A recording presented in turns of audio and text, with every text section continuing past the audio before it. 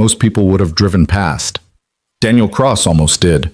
On a rain-soaked October night, his headlights caught something that would haunt him forever. A young woman sitting alone at an abandoned bus stop, blindfolded, shaking, and sobbing into the storm. Every instinct screamed to keep driving, but the thought of his 8-year-old daughter asleep at home made him stop. That single choice would unravel a crime, destroy a carefully constructed lie, and quietly rebuild 3 broken lives into something none of them saw coming. Stay until the end, and drop a like and comment with your city so I can see how far this story travels. The rain came down like a punishment. It wasn't the soft, cleansing kind that washed away the dust of a long day. This was cold, relentless, angry, the kind that soaked through clothes in seconds and turned every surface into a slick, treacherous trap. Daniel Cross gripped the steering wheel of his 15-year-old truck, the wipers beating a losing battle against the downpour, and felt every one of his 35 years pressing down on his shoulders like wet concrete. His hands ached. His back ached. His entire body was a map of exhaustion, each muscle a testament to another 14-hour day of carpentry work that barely paid enough to keep the lights on. The job site had run late, again, because the contractor kept changing his mind about the cabinet dimensions, and Daniel had spent the last 3 hours on his knees, making adjustments that should have been caught in the planning phase. But he hadn't complained. He never did. Single fathers with 8-year-old daughters and mounting medical bills from last year's emergency appendectomy didn't get to complain. They got to work, come home, help with homework, pack lunches for the next day, and then collapse into whatever sleep they could grab before the alarm went off at 5:30 in the morning. The clock on the dashboard read 10:47 p.m. Lily would be asleep by now, curled up in her bed with the stuffed elephant he'd bought her 3 Christmases ago, back when things hadn't been quite so tight. Mrs. Chen from next door would be on the couch, half watching whatever cooking show she favored, waiting for him to get home so she could shuffle back to her own apartment. She never charged him much for watching Lily, said it kept her company since her husband died. But Daniel always left $40 on the counter anyway, even when it meant his own dinner would be whatever he could scrape together from the back of the fridge. The highway stretched empty before him, a dark ribbon of asphalt cutting through farmland that had long since been abandoned to weeds and rusty equipment. This route saved him 15 minutes compared to the main road, and 15 minutes meant the difference between 5 hours of sleep and 4.5. He was thinking about Lily's science project, something about the solar system that was due Friday and that he'd promised to help with tomorrow night, when his headlights caught something that didn't belong. At first, his exhausted brain couldn't process it. A shape at the old bus stop, the one that hadn't seen service in over a decade, ever since the county rerouted the line. The shelter was barely standing anymore, its roof partially collapsed, the bench inside rotted and broken. But someone was sitting there. Daniel's foot eased off the gas pedal instinctively, his truck slowing even as his mind tried to make sense of what he was seeing. At this hour, on this abandoned stretch of road, in this weather, it didn't make sense. Nobody came out here. There was nothing to come out here for. As his headlights swung closer, the details sharpened into something that made his chest tighten with a feeling he couldn't immediately name. A woman. Young, he thought, though it was hard to tell from this distance. She was sitting on the remnants of the bench, completely still except for the violent shaking that ran through her entire body. Her clothes, what looked like a light jacket and jeans, were plastered to her skin, so soaked that water streamed from them in rivulets. Her dark hair hung in wet ropes around her face, and there was something over her eyes, a blindfold. Daniel's truck rolled to a complete stop in the middle of the road. His hands remained on the wheel, his mind racing through possibilities, each one more disturbing than the last. This was wrong. Everything about this was wrong. People didn't just end up blindfolded at abandoned bus stops in the middle of nowhere at 11 o'clock at night in a rainstorm. Unless someone put them there. The thought sent ice through his veins that had nothing to do with the temperature. His first instinct, the one that rose up from some deep primal place concerned only with self-preservation, was to keep driving. Whatever this was, it wasn't his problem. He had a daughter at home. He had responsibilities.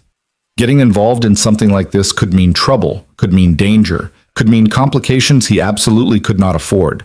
But even as that thought formed, he was already putting the truck in park, already reaching for the door handle, Because he kept seeing Lily in his mind.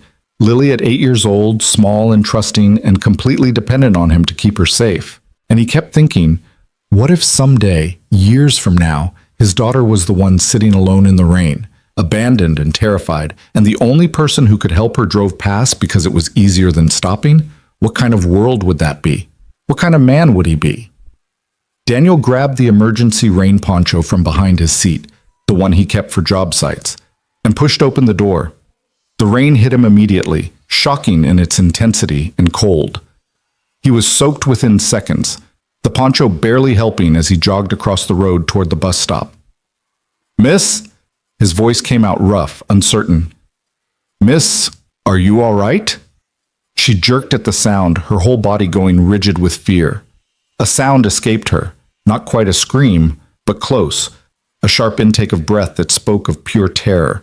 She scrambled backward on the bench, her hands coming up defensively, and Daniel could see now that they were shaking just as violently as the rest of her.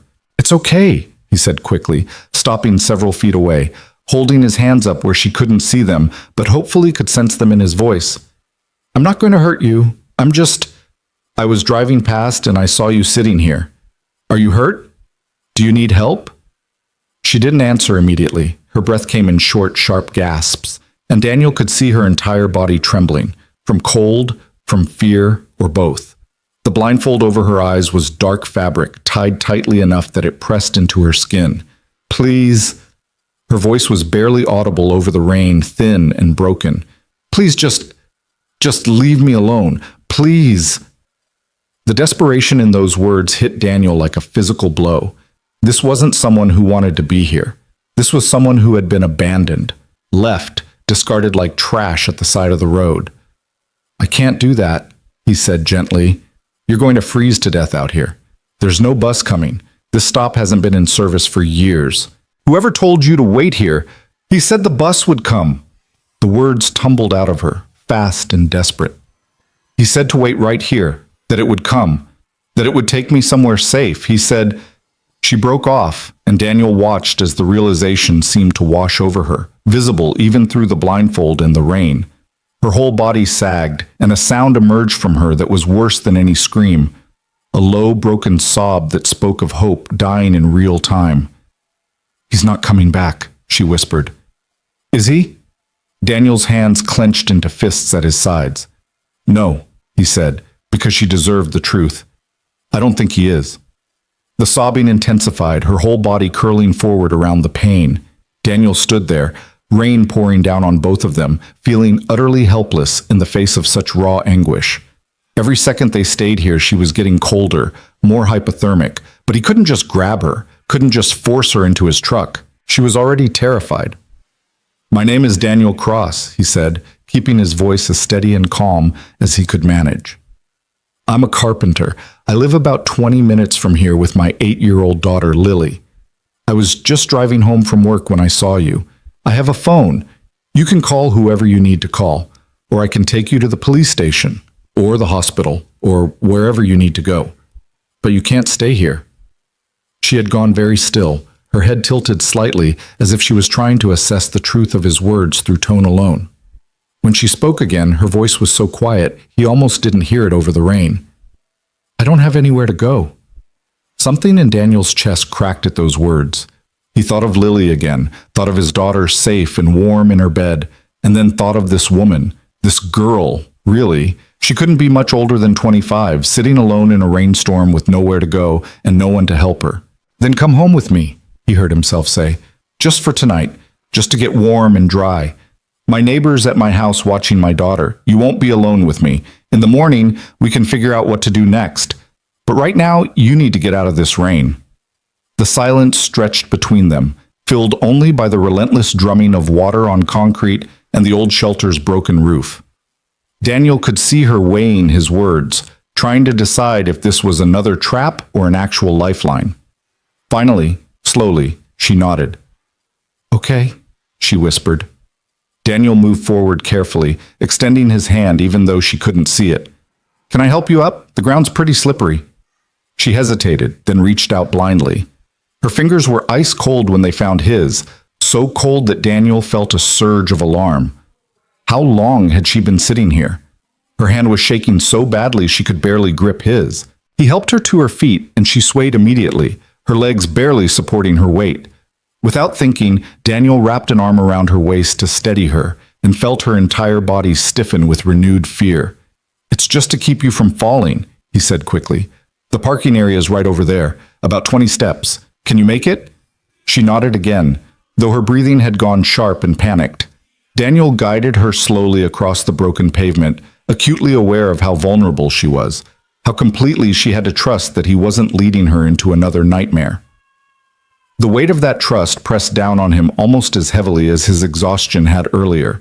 His truck sat idling in the rain, headlights cutting through the darkness. Daniel opened the passenger door and helped her inside, where at least the heater was running. She collapsed into the seat like a puppet with cut strings, her entire body still shaking violently. "There's a blanket behind the seat," Daniel said, reaching back to grab the old moving blanket he kept for protecting lumber. It wasn't clean, but it was dry and warm. He draped it around her shoulders, and she pulled it tight with trembling fingers. Daniel circled around to the driver's side and climbed in, immediately cranking the heat up as high as it would go. The cab of the truck filled with the sound of the blowers and the drum of rain on the roof. He put the truck in drive and pulled back onto the empty highway, his mind already racing ahead to what came next. He should take her to the hospital. That was the logical thing, the safe thing. Let medical professionals check her for hypothermia and injuries. Let the police get involved and take statements and do whatever it was they did in situations like this. But something stopped him.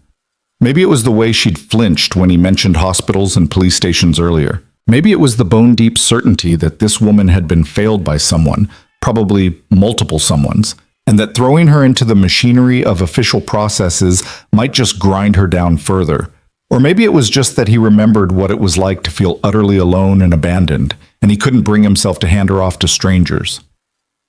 "What's your name?" he asked quietly, keeping his eyes on the road. A long pause, then, "Elena, Elena Moore." "Elena, it," he repeated, testing the name. "Can you tell me what happened? Who left you there?" Another pause, longer this time. When she finally spoke, her voice was flat, emotionless, the tone of someone who had moved beyond feeling into pure survival mode. "My husband." The two words hung in the air between them, somehow more horrifying for their simplicity. Daniel's hands tightened on the steering wheel. "Your husband left you blindfolded at an abandoned bus stop in the middle of nowhere in a rainstorm?" "Yes." "Why?" This time, the pause stretched so long that Daniel thought she might not answer at all. The truck's heater was finally starting to work, filling the cab with warm air that seemed to thaw something in Elena along with her frozen limbs. When she spoke again, her voice cracked with the weight of everything she was holding inside. "Because he wanted me to disappear." The story came out in fragments, disjointed and painful, like shards of broken glass that cut both of them as she picked through the pieces. Elena Moore had been blind since birth. Not completely, she could sense light and shadow, could navigate familiar spaces with confidence, but she couldn't see faces, couldn't read expressions, couldn't drive or work most conventional jobs. Her world was built on touch and sound and memory, on mapping spaces through repetition and trusting that the people around her weren't lying about what they described. She'd met Marcus Moore 3 years ago at a support group for people with disabilities. He'd seemed kind, patient, understanding in ways that most people weren't. He'd described himself as a financial advisor who worked from home, someone who understood what it meant to need accommodation and flexibility. He'd courted her carefully, patiently, describing the world to her in detail, reading to her, making her feel seen in ways she never had before. They'd married after a year. It had seemed perfect. "I didn't realize he was lying about everything," Elena said, her voice hollow. "About his job, about his finances, about why he was so interested in mine." She'd had money, not a fortune, but a substantial inheritance from her grandmother, along with disability payments and income from her work as a jewelry designer. She worked by touch, creating intricate pieces that people said were beautiful, though she'd never seen them herself. The work sold well enough that she'd built up a savings account that represented security, independence, the ability to take care of herself. Marcus had slowly, carefully, convinced her to consolidate their finances. For convenience, he'd said, to make managing bills easier. She'd trusted him, had wanted to believe in the partnership he described, and so she'd added his name to her accounts, had signed papers he'd read to her, had believed him when he said everything was fine. Over the past 6 months, he'd been draining those accounts, moving money into investments she couldn't track, into accounts she couldn't access, systematically stripping away every bit of financial independence she'd worked so hard to build. She hadn't realized until last week, when she'd asked a friend to help her check her balance and discovered that nearly everything was gone. When she'd confronted Marcus, he hadn't denied it. Instead, he'd turned cold, clinical, describing in careful detail exactly how trapped she was. No money, no family. Her parents had died years ago. No real friends because he'd slowly isolated her from the few she'd had, convincing her they didn't understand their relationship, that they were jealous or judgmental.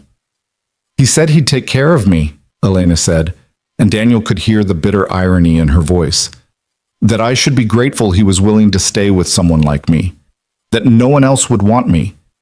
That I was lucky he hadn't just left me on the street. But that wasn't quite what Marcus had planned.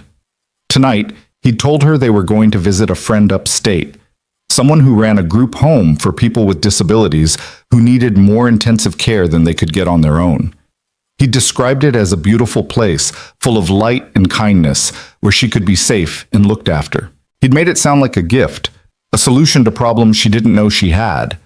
He'd driven her out here. She'd known from the time and the road noise that they were going far from their apartment in the city. And then he'd stopped. He'd helped her out of the car, had walked her to the bus stop, had told her to wait right there, that a bus would come to pick her up and take her the rest of the way. That he needed to go back to get some paperwork they'd forgotten, but he'd meet her there. Then he'd tied the blindfold over her eyes. So the headlights don't bother you, he'd said, and he'd left. That had been 3 hours ago. There was never a group home, Elena said, and her voice was steady now, terrifyingly steady. There was never a bus. He just wanted me gone. Vanished. Probably figured I'd die of exposure or wander onto the highway or, I don't know, something that would take care of the problem without him having to actually kill me himself. Daniel had to pull over. He couldn't keep driving, couldn't keep his hand steady on the wheel while rage and horror warred in his chest. He put the truck in park on the shoulder of the road and turned to really look at Elena for the first time. She was young, mid-20s at most, with delicate features that might have been pretty if they weren't currently slack with exhaustion and trauma. The blindfold was still tied over her eyes, dark fabric that hid whatever color they were. Her hair was starting to dry in the heat of the truck's cab, curling slightly at the ends. Her clothes were cheap but had probably been nice once, the kind of practical outfit someone wore when they thought they were going somewhere safe. She looked small, fragile, utterly defeated. And Daniel realized with a clarity that cut through everything else she had given up. She'd been sitting at that bus stop waiting not for rescue but for death, because it had seemed inevitable and maybe even easier than trying to figure out what came next. "Elena," he said, and waited until she turned her head toward his voice. "I need you to listen to me very carefully. What your husband did, what he's still doing, that's attempted murder. That's theft. That's about 6 different kinds of felony, and we're going to make sure he pays for every single one of them." She shook her head, a bitter smile twisting her lips. "How? I can't prove anything. I can't see the account statements. I can't identify him in a lineup. I can't—" "You can tell the truth," Daniel interrupted, "and other people can help you prove it. But right now, right this second, what you need is to get warm and dry and safe. Everything else, we'll figure it out. One step at a time, okay?" Elena didn't respond for a long moment. Then so quietly, he almost missed it. "Why are you helping me?" It was a fair question. They were strangers. He had no obligation to her, no reason to complicate his already complicated life with someone else's nightmare. He could have driven her to a police station, handed her off to professionals, and gone home to his daughter with a clear conscience. But Daniel thought about the bus stop, about Elena sitting there alone in the rain, waiting for a death she thought was inevitable. He thought about his daughter, asleep and safe, because he'd worked himself to exhaustion to make sure she had a home and food and stability. He thought about all the times he'd felt alone and overwhelmed and certain he couldn't possibly keep going, and how he'd kept going anyway because Lily needed him to. Because someone should have stopped sooner, he said finally. Someone should have seen you and helped you long before tonight, but they didn't, so I'm stopping now. He put the truck back in drive and pulled onto the highway, and neither of them spoke again for the rest of the journey home. The house was exactly what Elena had expected when Daniel described himself as a single father and carpenter. Small, modest, held together with more effort than money. Daniel helped her out of the truck and guided her up 3 steps. She counted them automatically, and through a front door that squeaked on its hinges. Warm air enveloped her immediately, along with the scent of something that had been cooked earlier, maybe chicken soup? And underneath that, the lived-in smell of a home where people actually lived. Not the sterile, controlled environment Marcus had maintained in their apartment, where everything had to be exactly in its place and nothing could be out of order. "Mrs. Chen?" Daniel called softly. "I'm home. I brought someone with me. It's kind of a situation." Footsteps approached and Elena heard a sharp intake of breath. "Daniel Cross, what have you gotten yourself into?" The voice was elderly, female, with the kind of no-nonsense tone that reminded Elena painfully of her grandmother. She felt Daniel shift beside her, clearly uncomfortable. "Found her at the old bus stop on Route 47. She was abandoned there by... well, it's complicated. She needs somewhere dry and warm for the night.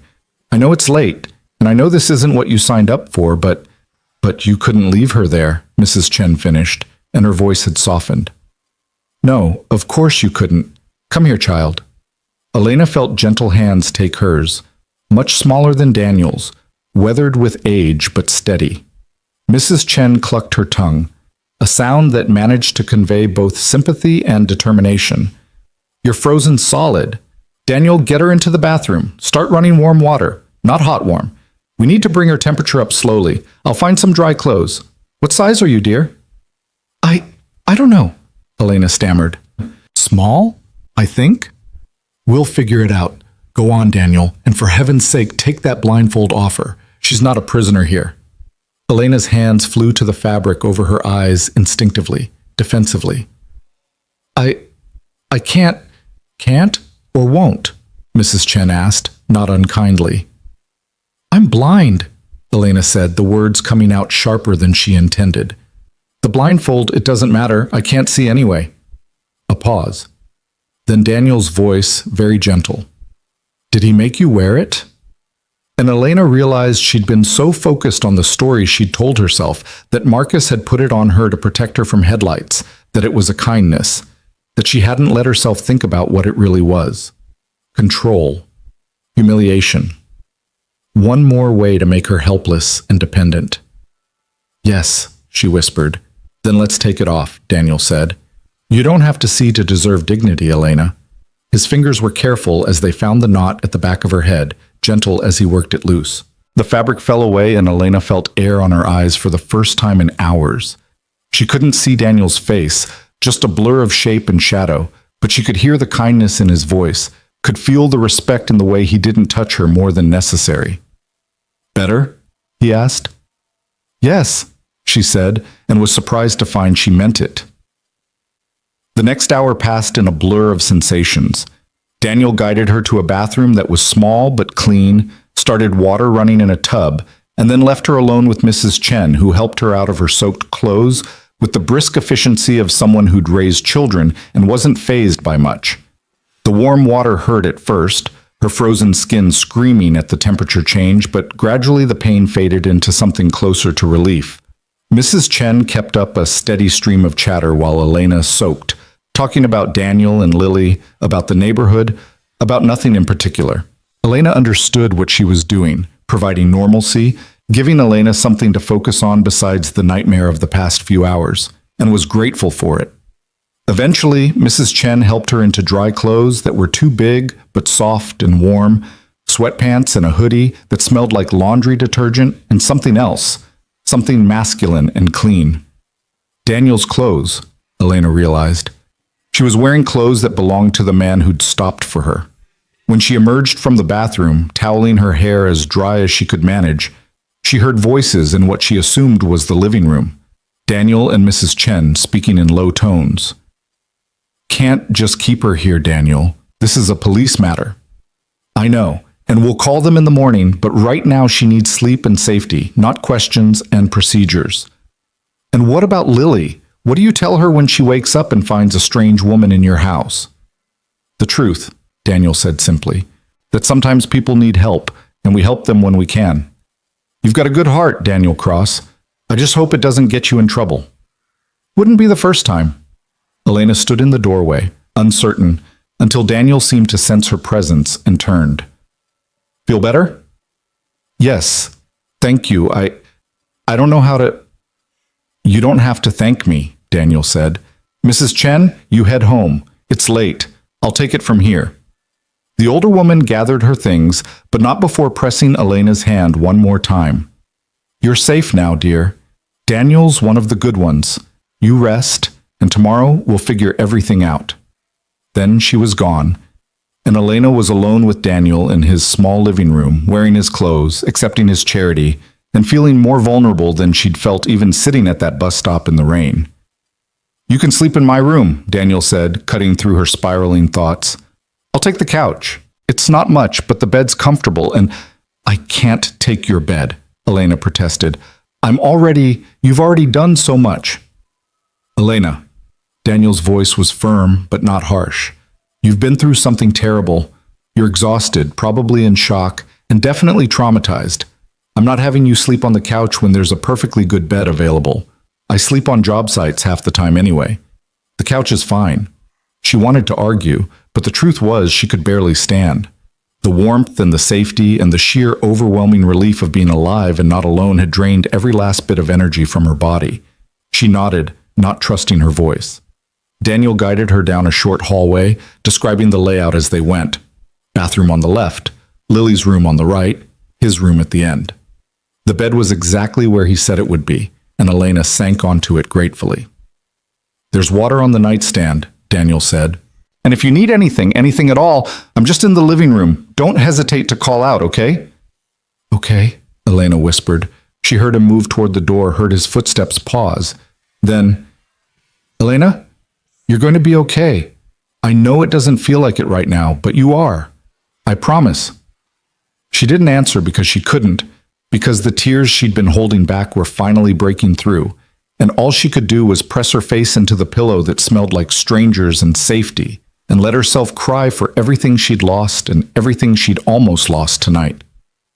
In the living room, Daniel Cross sank onto his worn couch and stared at the ceiling, wondering what exactly he'd just brought into his home and his life, and knowing with absolute certainty that he'd do it all over again if given the choice.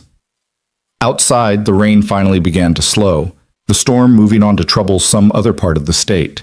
The old bus stop on Route 47 sat empty and forgotten, water dripping from its broken roof, bearing witness to nothing but the night and the quiet miracle of someone choosing to stop when it would have been easier to keep driving. Morning came too soon, and not soon enough. Daniel woke to pale sunlight filtering through his living room curtains and the sound of small feet padding down the hallway. He'd barely slept, his mind cycling through everything Elena had told him, trying to figure out what came next, what he was supposed to do with information about attempted murder and theft and abandonment. His back protested as he sat up from the couch, reminding him that 35-year-old bodies didn't recover from uncomfortable sleeping positions the way they used to. Daddy? Lily stood in the hallway in her pajamas, the ones with the unicorns that were getting too small but that she refused to give up. Her dark hair a tangled mess around her face, her eyes still heavy with sleep. She looked at him with the kind of confused suspicion that only an 8-year-old could muster before caffeine. Why are you sleeping on the couch?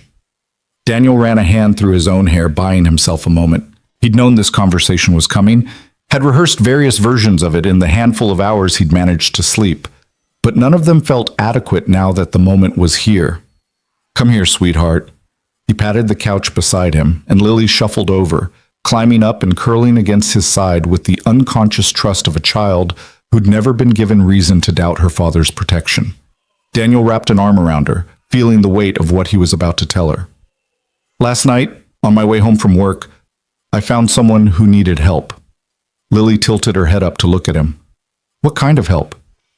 A woman. She was sitting at an old bus stop in the rain, and she was hurt and scared and didn't have anywhere to go. So I brought her here. Is she still here? She's sleeping in my room. Her name is Elena. Lily processed this with the serious consideration she gave to all important matters. Is she okay? She's going to be, Daniel said, hoping desperately that he was telling the truth. But she went through something really bad and she's going to need some time to feel safe again. Do you understand? Someone hurt her? Yes. On purpose? Daniel's chest tightened. He'd always tried to be honest with Lily while still protecting her from the worst of what the world could be. It was a difficult balance, made more difficult by the fact that she was too smart for her own good and could smell a lie from a mile away. Yes, baby, on purpose. Lily was quiet for a long moment, and Daniel could practically see the thoughts arranging themselves in her mind. Then, is she going to stay here? Just for a little while, until we can figure out how to help her. Is that okay with you? Another pause. Then Lily nodded against his chest. Mrs. Chen says we're supposed to help people when they need it. She says that's what makes us human instead of just animals taking up space. Daniel felt a rush of affection for his neighbor, who'd apparently been teaching his daughter philosophy during their evenings together. Mrs. Chen is a wise woman. Is the lady scared of you? The question caught him off guard. What makes you ask that?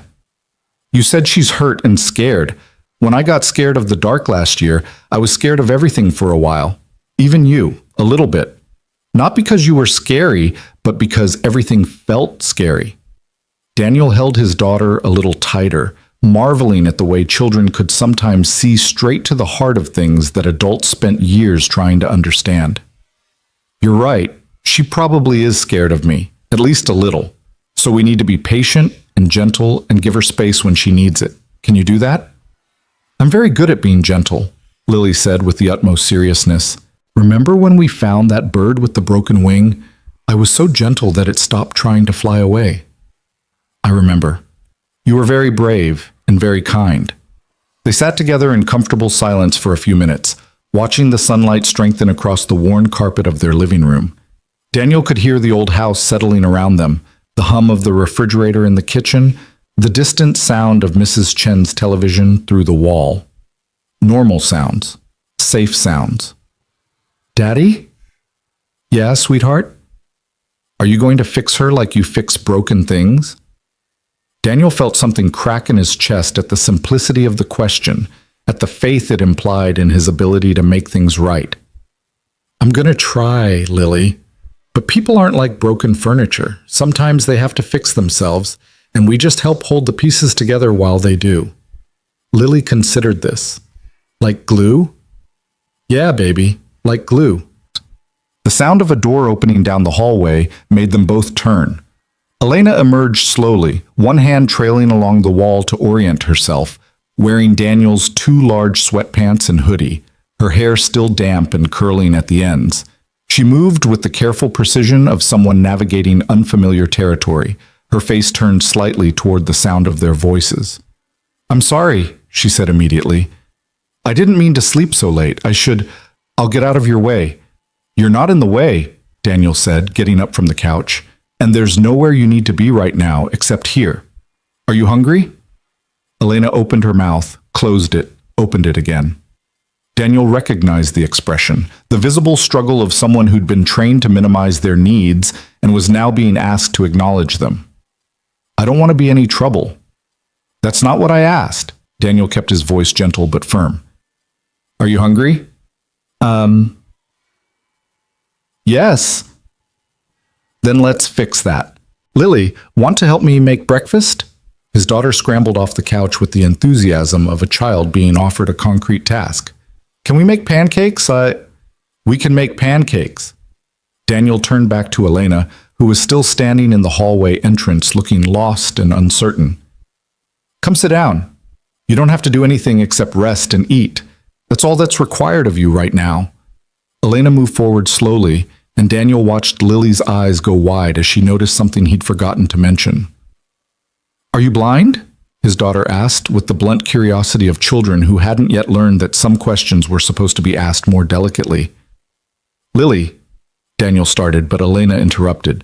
It's okay. Yes, I'm blind. I have been my whole life. Does it hurt? No, it's just different.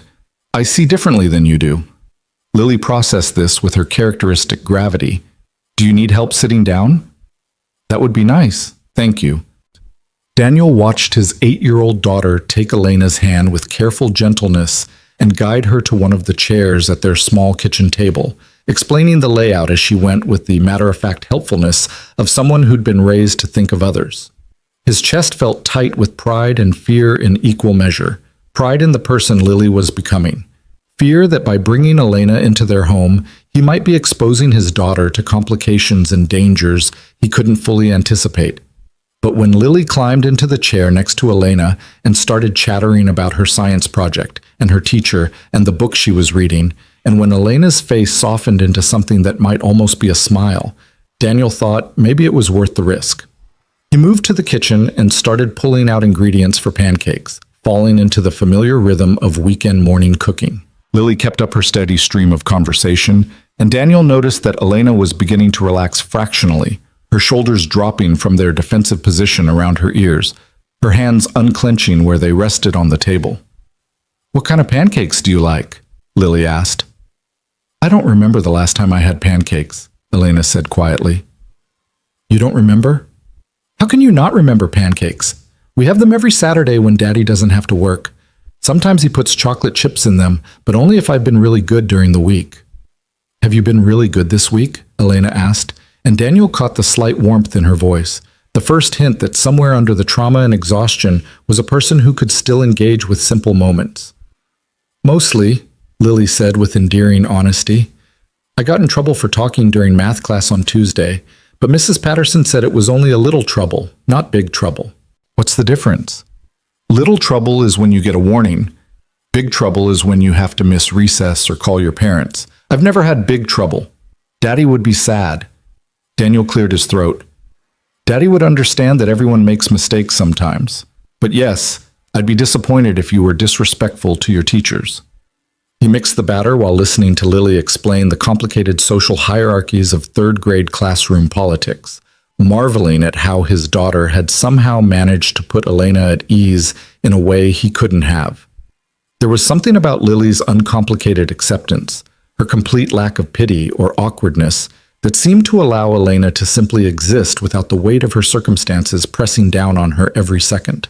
The pancakes came out slightly uneven. Daniel's mind was elsewhere, but nobody seemed to care. He set plates in front of Elena and Lily, then guided Elena's hand to her fork and knife, describing the layout of her plate in the simple, straightforward way he'd seen people do in movies but had never actually done himself. She nodded her thanks and started eating slowly, carefully, and Daniel pretended not to notice the way her hands still shook slightly. They were halfway through breakfast when someone knocked on the front door. The sound seemed to shatter the fragile peace that had settled over the kitchen. Elena's fork clattered to her plate, her whole body going rigid with fear. Lily looked up with mild curiosity, used to neighbors stopping by, but Daniel felt his own tension ratchet up several notches. Stay here, he said quietly, getting up from the table. It's probably just Mrs. Chen. But it wasn't Mrs. Chen. Through the front door's small window, Daniel could see a man in his late 30s wearing an expensive suit that looked out of place in this neighborhood. His hair perfectly styled, his face arranged in an expression of concerned confusion. Everything about him screamed money and control and carefully cultivated image. Daniel opened the door, but didn't step back to let the man enter. Can I help you? I'm looking for my wife, the man said, and his voice was smooth, practiced, designed to convey reasonableness and charm. Elena Moore? I was told she might be here. There's been a terrible misunderstanding. Who told you she was here? Daniel interrupted, his voice flat. The man's smile faltered slightly. I called the police this morning to report her missing. They said someone called last night from this address, saying they'd found a woman matching her description. I came as soon as I heard. May I come in? I need to see that she's all right. Every instinct in Daniel's body was screaming that this was wrong, that letting this man, Marcus, it had to be Marcus, anywhere near Elena would be a betrayal of the trust she'd placed in him last night. But he also wasn't sure what his legal standing was here, what rights he had to refuse a husband access to his wife. Wait here, Daniel said, and closed the door before Marcus could respond. He returned to the kitchen to find Elena standing, her face drained of all color, one hand gripping the back of her chair so hard her knuckles were white. Lily had moved closer to her, looking between the adults with worried eyes. "It's him," Elena whispered. "Isn't it?" "Says he's your husband. Says the police told him you were here." Daniel kept his voice low, calm, even though his heart was hammering in his chest. "Says there's been a misunderstanding and he wants to see you're all right." A sound escaped Elena that might have been a laugh if it hadn't been so broken. "A misunderstanding. He left me to die, and now it's a misunderstanding." "You don't have to see him. You don't have to talk to him. But I need to know, do you want to press charges? Do you want to tell the police what really happened?" Elena's breathing had gone shallow and rapid, and Daniel recognized the signs of a panic attack building. He moved closer, keeping his movements slow and visible, even though she couldn't see them. "Elena, look at me. Or listen to me. You're safe. He can't get to you without going through me, and I promise you that's not going to happen, but I need to know what you want to do here." "I want him gone," she said, and there was steel underneath the fear now, something hard and determined fighting its way through the trauma. "I want him arrested. I want him to pay for what he did." "Then that's what we'll do.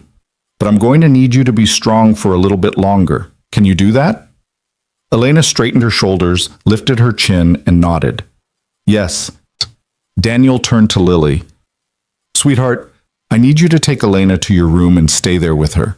Keep the door locked. Don't open it for anyone except me, understand?" "Is the man at the door bad?" Lily asked. "Yes, baby, he's bad." "Then I'll protect Elena." Lily took Elena's hand with the fierce determination of a child who'd been given an important job. "Come on, I have books I can read to you." Daniel watched them disappear down the hallway, waited until he heard Lily's bedroom door close and lock, and then pulled out his phone. He dialed 911, and when the operator answered, he spoke clearly and deliberately. "I need police at 247 Oak Street. I have a woman here who was abandoned by her husband last night in an attempt to kill her. He's just shown up at my door claiming there's been a misunderstanding. I need officers here now before the situation escalates." The operator's voice sharpened with attention. "Is anyone in immediate danger?" "Not yet, but the woman is terrified, and the husband is at my front door. I'm not letting him in, but I don't know how long he'll stay calm." "Officers are on their way. Stay on the line with me. Do you have somewhere safe you can wait?" "I'm staying between him and her. That's as safe as it's going to get." Daniel ended the call despite the operator's protests and returned to the front door. Marcus was still standing on the porch, but his expression had shifted from concerned confusion to something harder, more calculating. "I know she's in there," Marcus said when Daniel opened the door. "Whatever she told you, it's not true.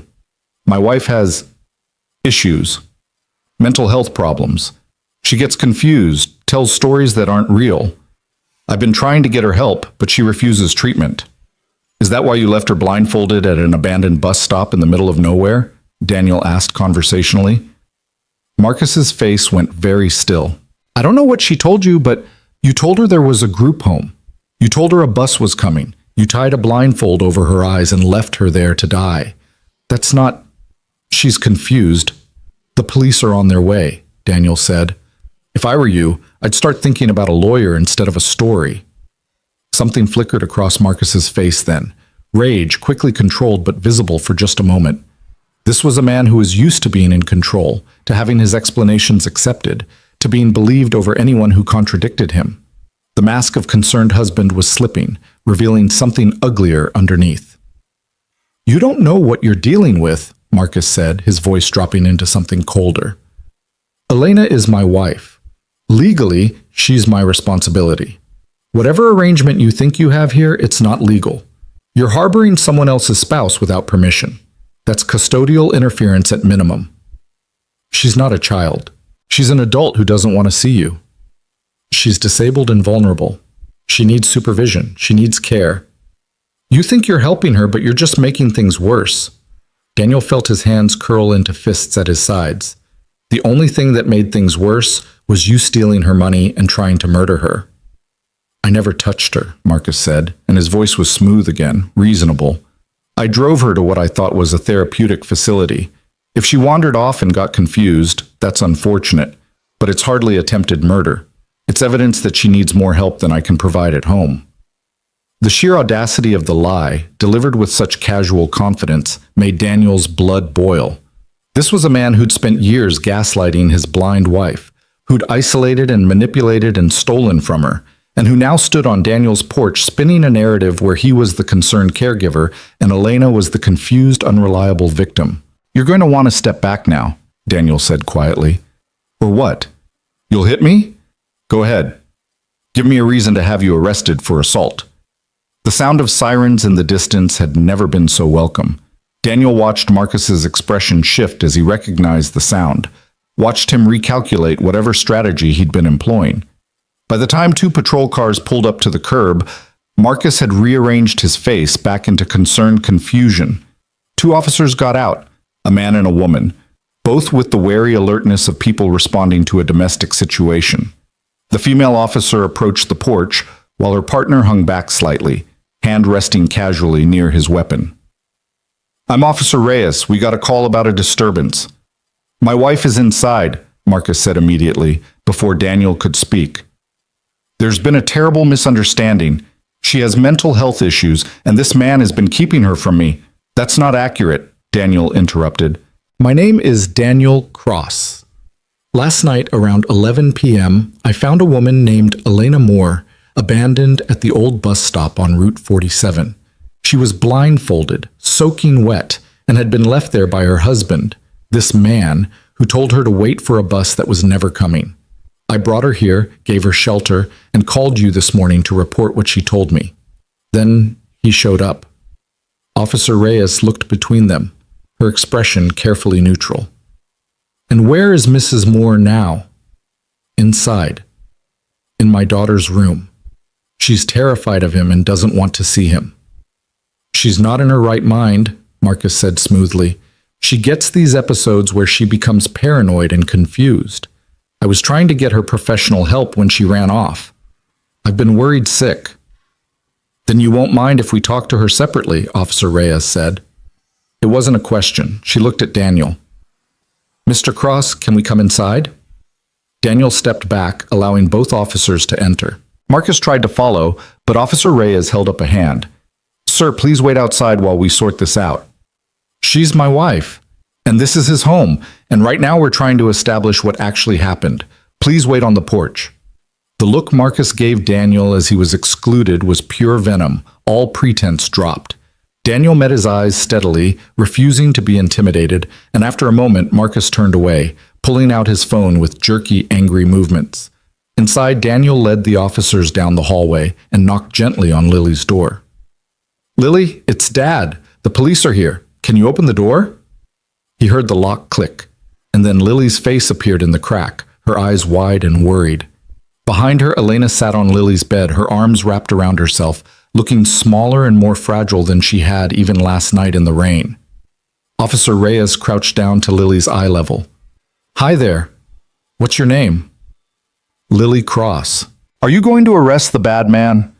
"We're going to figure out what happened. Can I talk to the lady in there with you?" Lily looked back at Elena, then at her father, seeking permission. Daniel nodded, and Lily stepped back to let the officers in. The male officer, his nameplate read Chen, no relation to Mrs. Chen, stayed in the doorway while Officer Reyes moved slowly into the room. "Mrs. Moore? I'm Officer Reyes. Can we talk for a few minutes?" Elena's head turned toward the voice, and Daniel could see her gathering herself, pulling together whatever reserves of strength she had left.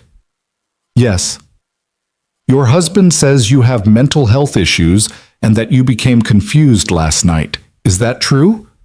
"No." Elena's voice was steady despite the tremor in her hands.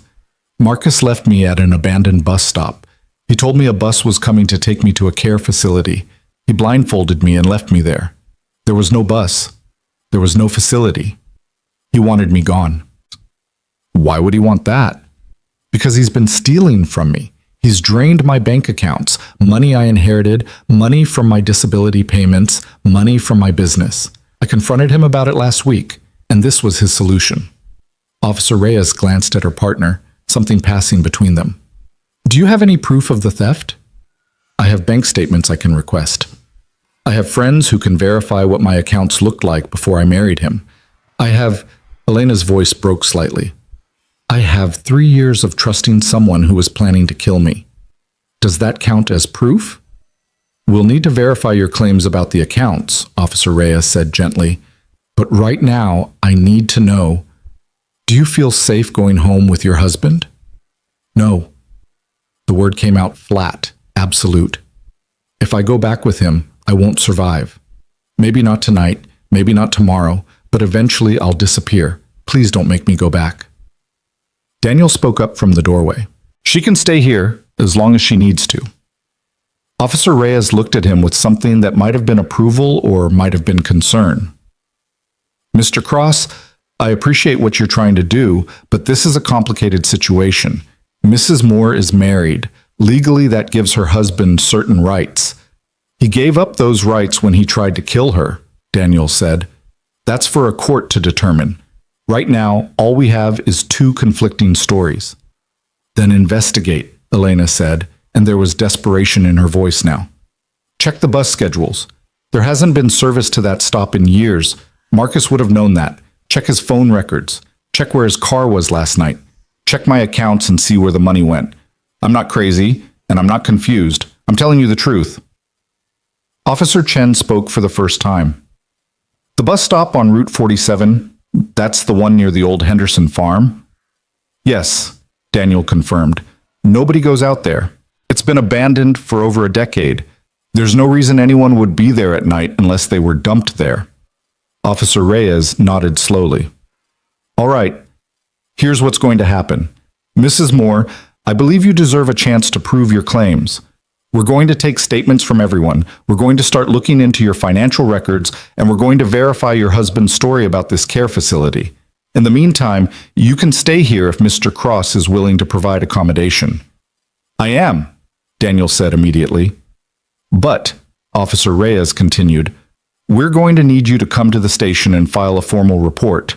We need everything documented, when and where you were abandoned, what your husband told you, what condition you were in when Mr. Cross found you. Can you do that? Elena took a shaky breath. Yes? Good. Let me go talk to your husband, and then we'll get you down to the station. Officer Reyes stood, gave Lily a kind smile, and headed back toward the front door with Officer Chen. Daniel stayed with Elena and Lily, listening to the muffled voices from the living room, unable to make out specific words, but hearing the tone shift from Marcus's smooth charm to something angrier, more defensive. After several minutes, the front door opened and closed, and Daniel heard a car engine start and pull away. Officer Reyes returned alone. Mr. Moore has agreed to go to the station separately to give his statement. I've advised him not to contact his wife directly until this is sorted out. That doesn't have legal weight yet, but it's on record now. What happens next? Daniel asked. Next, we investigate. Mrs. Moore comes to the station and files her report. We pull financial records, phone records, verify the timeline. If her story holds up, and between you and me, it's already looking like it will, we'll have enough for an arrest warrant on multiple charges. She looked at Elena. Are you ready to do this? Elena nodded, then seemed to realize the officer might not have seen it. Yes, I'm ready. Good. Let me get you a victim advocate to meet us at the station, someone who specializes in disability rights. You're not going to be alone in this. The next few hours passed in a blur of statements and documentation and the slow, grinding machinery of justice beginning to turn. Daniel drove Elena to the police station, with Lily in the back seat insisting she needed to come along for moral support. The victim advocate turned out to be a woman named Sarah Chen, actual relation to Officer Chen, his younger sister, who had worked with blind crime victims before and knew exactly how to help Elena navigate a system that wasn't designed for people who couldn't see forms or read body language. Daniel gave his own statement, describing in detail what he'd found last night, what Elena had told him, what Marcus had said this morning. He provided the exact time and location, described Elena's physical condition, confirmed that she'd been wearing a blindfold and was soaking wet and nearly hypothermic. Through the glass window of the interview room, he watched Elena give her own statement, watched her hands shake as she spoke, watched Sarah reach over to squeeze her shoulder at the hardest moments. He felt a fierce protective anger building in his chest, not just at Marcus, but at whatever system had failed to protect Elena before it got to this point. Whatever series of small abandonments had led to the big one last night. By the time they finally left the station, it was late afternoon. Elena looked exhausted, wrung out, barely able to keep herself upright. Lily had fallen asleep in one of the waiting room chairs, her small face peaceful despite the chaos of the day. "They're going to arrest him," Elena said quietly as Daniel guided her back to his truck. Sarah said they have enough for a warrant. Financial fraud, attempted murder, custodial interference, something about leaving a vulnerable person in danger. "Good," Daniel said, and meant it. "I don't have anywhere to go after this. No apartment. It was his, in his name. No money until they sort out the accounts. No job right now because I haven't been able to work in months because Marcus said I was too stressed and needed to rest." Her voice cracked. "I have nothing." Daniel helped her into the truck, then climbed in himself and just sat there for a moment, hands on the steering wheel, trying to figure out how to say what he needed to say without sounding like he was trying to be a savior or a hero. "You have somewhere to go," he said finally. "My house isn't much, but it's safe and it's warm, and you're welcome to stay as long as you need. No strings, no expectations, just a place to figure out what comes next." Elena turned her face toward him, and even though she couldn't see him, he felt the weight of her gaze. "Why are you doing this? You don't know me. I'm just someone you found on the side of the road." "You're not just anything," Daniel said. "You're someone who survived something terrible and is still here, still fighting. That deserves support. That deserves someone standing with you instead of walking away." "But why you?" Daniel thought about that, about all the easy answers he could give. Because it was the right thing to do, because anyone would have done the same, because he couldn't live with himself if he'd driven past. But the truth was more complicated than that. "My wife died when Lily was 2, he said quietly. "Car accident, drunk driver. One minute I had a family and a future, and the next minute I was a single father with a toddler and no idea how to do any of it. I almost didn't make it through that first year. I was drowning, and I kept thinking someone should notice, someone should help, someone should see that I was falling apart." He paused, remembering those dark months, the weight of grief and responsibility that had nearly crushed him. But nobody did. Or maybe they did notice and just didn't know what to do, or didn't think it was their place to interfere. I figured it out eventually, pulled myself together for Lily's sake, but I never forgot what it felt like to be that alone. So when I saw you last night, when I saw someone who needed help and had no one, I couldn't be the person who drove past. I couldn't be another person who noticed and did nothing. The silence in the truck was heavy with shared understanding, with the recognition of pain that transforms into purpose. Finally, Elena spoke. "Thank you for stopping, for all of this. You don't have to thank me. Just rest, heal. Figure out who you are when you're not just trying to survive. That's enough." Daniel started the truck and pulled out of the police station parking lot, carrying his sleeping daughter and a woman who was slowly learning that safety could exist outside of nightmares, heading back to a house that was too small and too worn, but that, for now, meant home. If you or someone you know is having a difficult time, free support is available. Find resources. The arrest happened 3 days later, early on a Thursday morning, while Daniel was helping Lily get ready for school, and Elena sat at the kitchen table, her fingers tracing the rim of her coffee mug in small, repetitive circles that spoke of anxiety she couldn't quite voice. Sarah Chen called with the news, her voice professionally neutral, but with an undercurrent of satisfaction. They'd executed the warrant at Marcus Moore's apartment an hour ago. He'd been taken into custody without incident, though he'd immediately lawyered up and refused to answer questions. The financial records had been damning: transfers to offshore accounts, forged signatures on loan documents, a systematic draining of Elena's inheritance that had been going on for nearly 2 years. Combined with Daniel's testimony, the physical evidence of the abandoned bus stop, and cell phone data that placed Marcus's car at that exact location the night Elena had been left there, the district attorney was confident they had a solid case. "What does that mean?" Elena asked when Daniel relayed the information. Her hands had stilled on the mug, her whole body gone tense with something between hope and terror. It means he's being charged, officially, with multiple felonies. Daniel set a plate of toast in front of her, guiding her hand to it. Financial fraud, attempted murder, exploitation of a vulnerable person. Sarah says we're looking at a trial in a few months, unless he takes a plea deal. Will I have to testify? Probably. Sarah will help you prepare, but Elena... Daniel waited until she turned her face toward his voice. You don't have to be afraid of him anymore. He's in custody. He can't get to you. He got to me before, she said quietly, for 3 years, and I never saw it coming. The double meaning of her words hung in the air between them. Lily, who'd been unusually quiet through breakfast, suddenly spoke up. My teacher says that bad people are good at pretending to be nice. She says that's what makes them bad, not that they're mean all the time, but that they trick you into trusting them and then hurt you when you're not looking. Elena's face softened slightly. Your teacher sounds very wise. She is. She also says that being tricked doesn't make you stupid. It makes you human. Everyone gets tricked sometimes. Daniel felt a surge of gratitude for Mrs. Patterson and her apparently profound understanding of human nature as filtered through 8-year-old comprehension. He watched some of the tension leave Elena's shoulders, watched her take a small bite of toast as if Lily's words had given her permission to believe she wasn't fundamentally broken for having trusted the wrong person. The days that followed settled into a strange new rhythm. Daniel went to work each morning, leaving Elena in Mrs. Chen's capable care. The older woman had taken to the situation with the pragmatic efficiency of someone who'd seen enough of life to know that sometimes people needed help and sometimes you were the one positioned to give it. She'd show up each morning with containers of soup or casserole, would sit with Elena and teach her the layout of Daniel's house through repetition and patience, would be there when Lily got home from school to help with homework while Elena listened quietly from the couch. But it was Lily who seemed to understand instinctively what Elena needed most.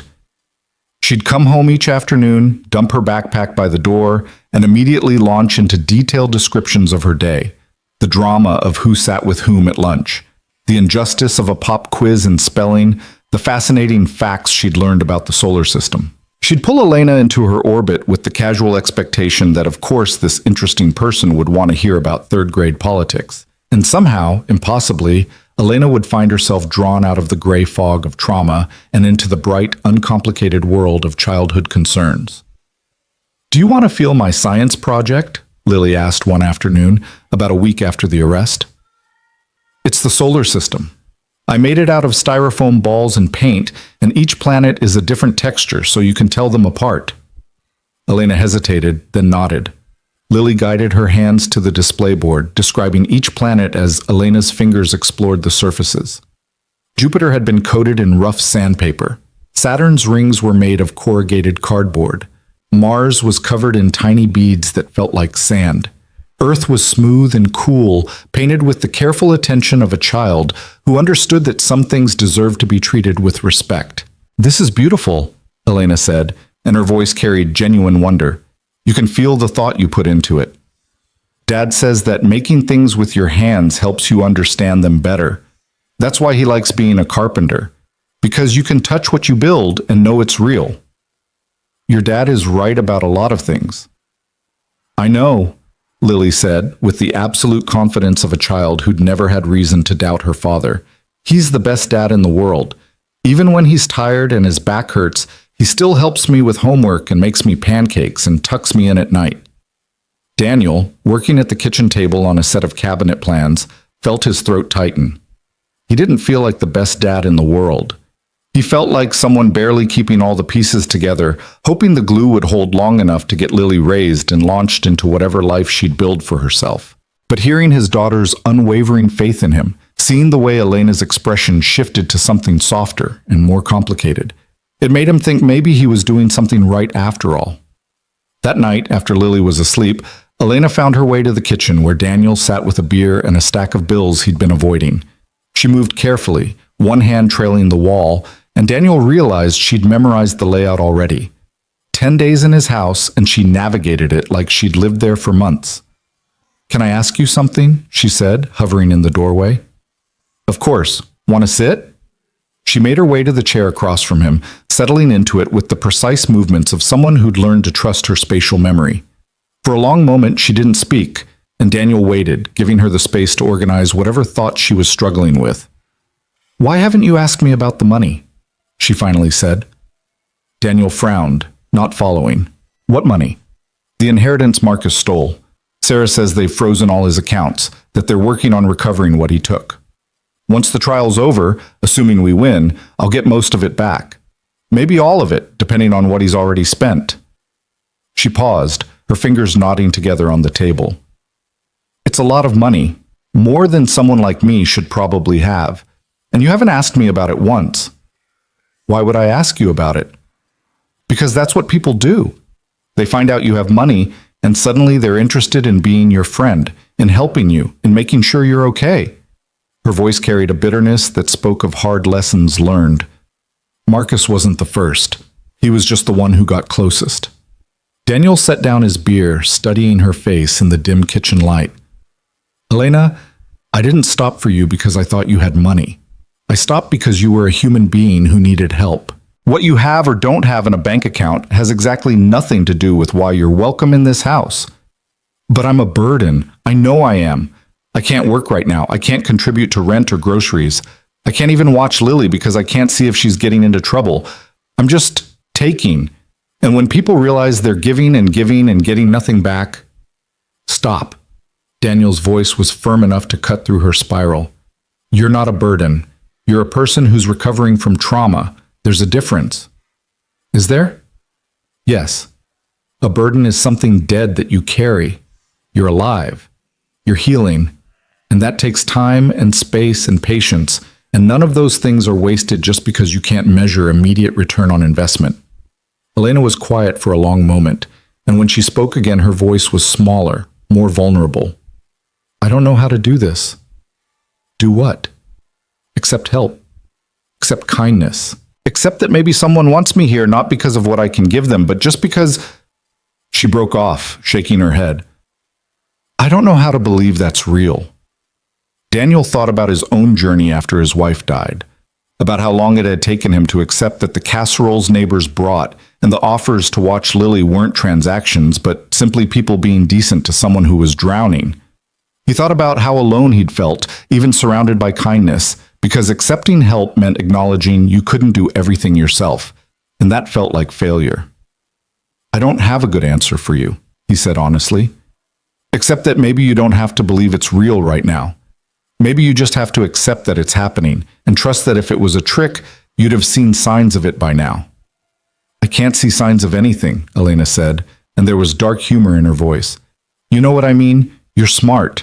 You're observant in ways that don't require eyes. If I was running some kind of con on you, you'd have sensed something off by now." Elena considered this, her head tilted slightly as if she was listening to something beyond his words. "You're different when you're with Lily."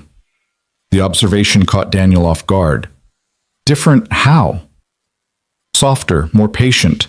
You slow down when you talk to her, like you're making sure every word is chosen carefully. But with me, you're more direct, almost blunt sometimes." "Is that a problem?" "No, it's good. Marcus used to talk to me like I was a child, slow and patronizing, like I couldn't understand complex things because I couldn't see. You talk to me like I'm an adult who happens to be blind. There's a difference." "You are an adult who happens to be blind," Daniel said. "That's not the most interesting thing about you. It's just a fact, like Lily being 8 or me being a carpenter." "What is the most interesting thing about me?" The question came out tentative, almost shy. Daniel thought about it, really thought about it. "You're a survivor, not in the way people usually mean it, like you just endured something passively, but you survived actively.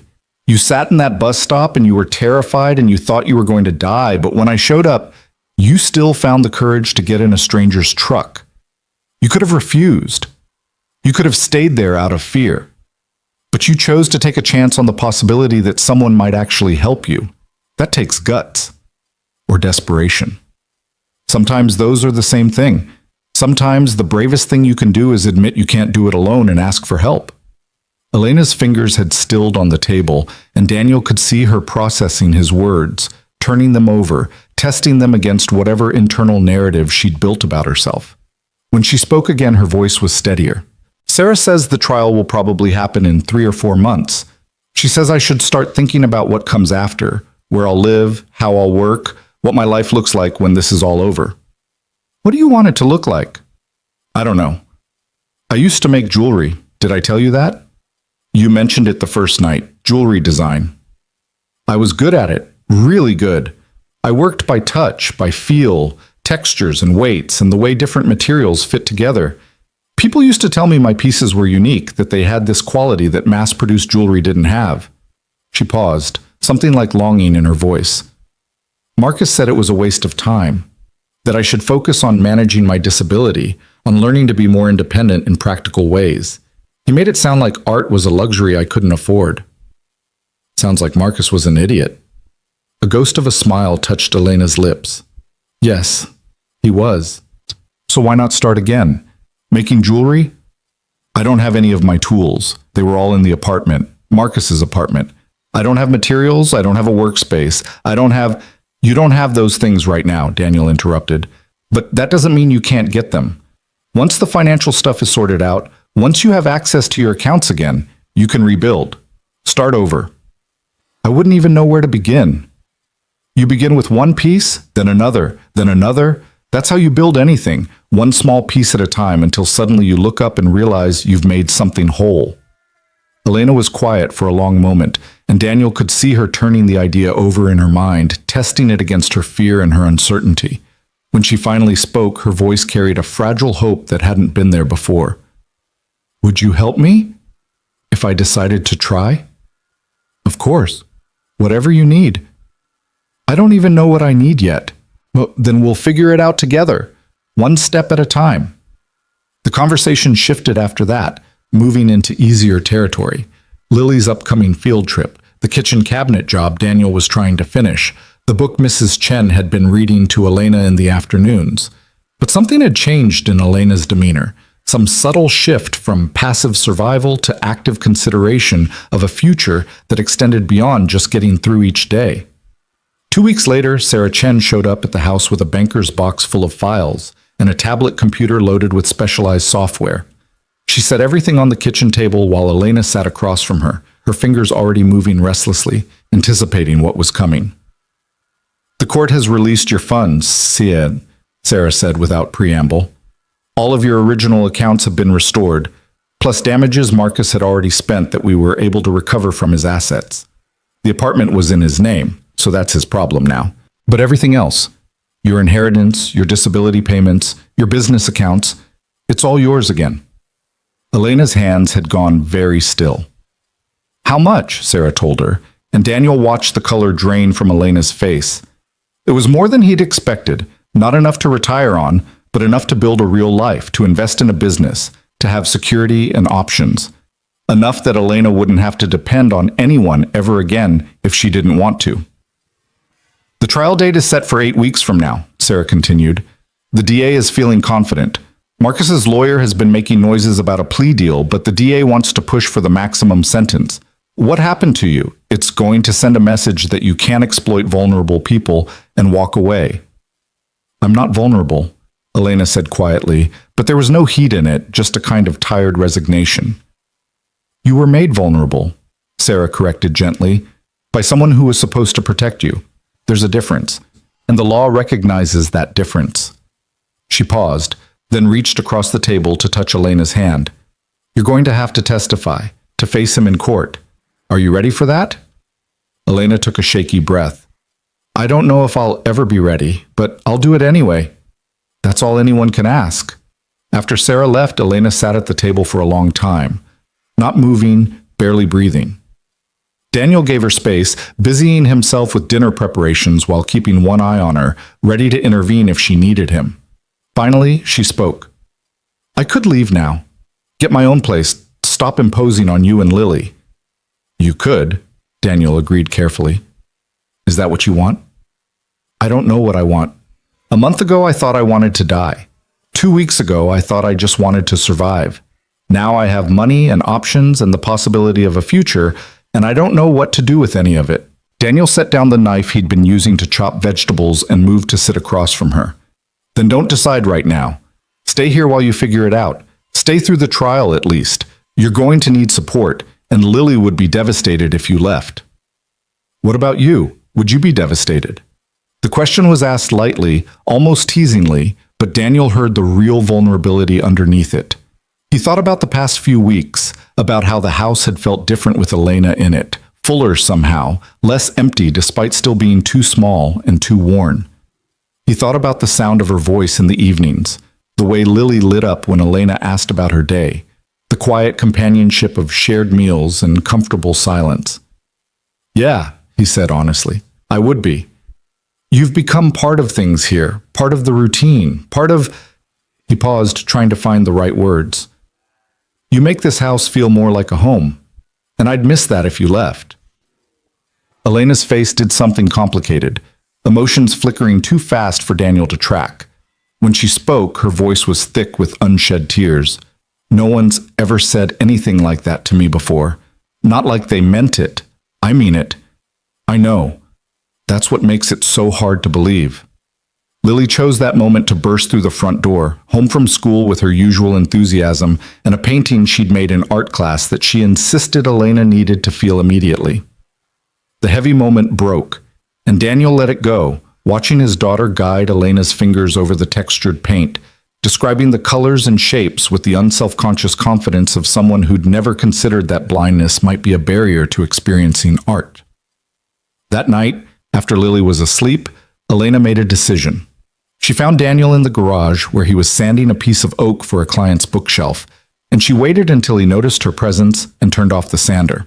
I want to start working again, she said, making jewelry, but I don't know how to begin or what I need or where to even find materials. And I thought, if you were serious about helping, maybe you could help me figure that out. Daniel wiped sawdust from his hands and smiled. I was serious. And I know a few places that sell craft supplies. One of them specializes in metalworking. We could go tomorrow afternoon after I pick up Lily from school. Make it a field trip. You'd take time off work for that? Elena, I take time off work for Lily's school plays and parent-teacher conferences and doctor's appointments. This isn't different. You matter too.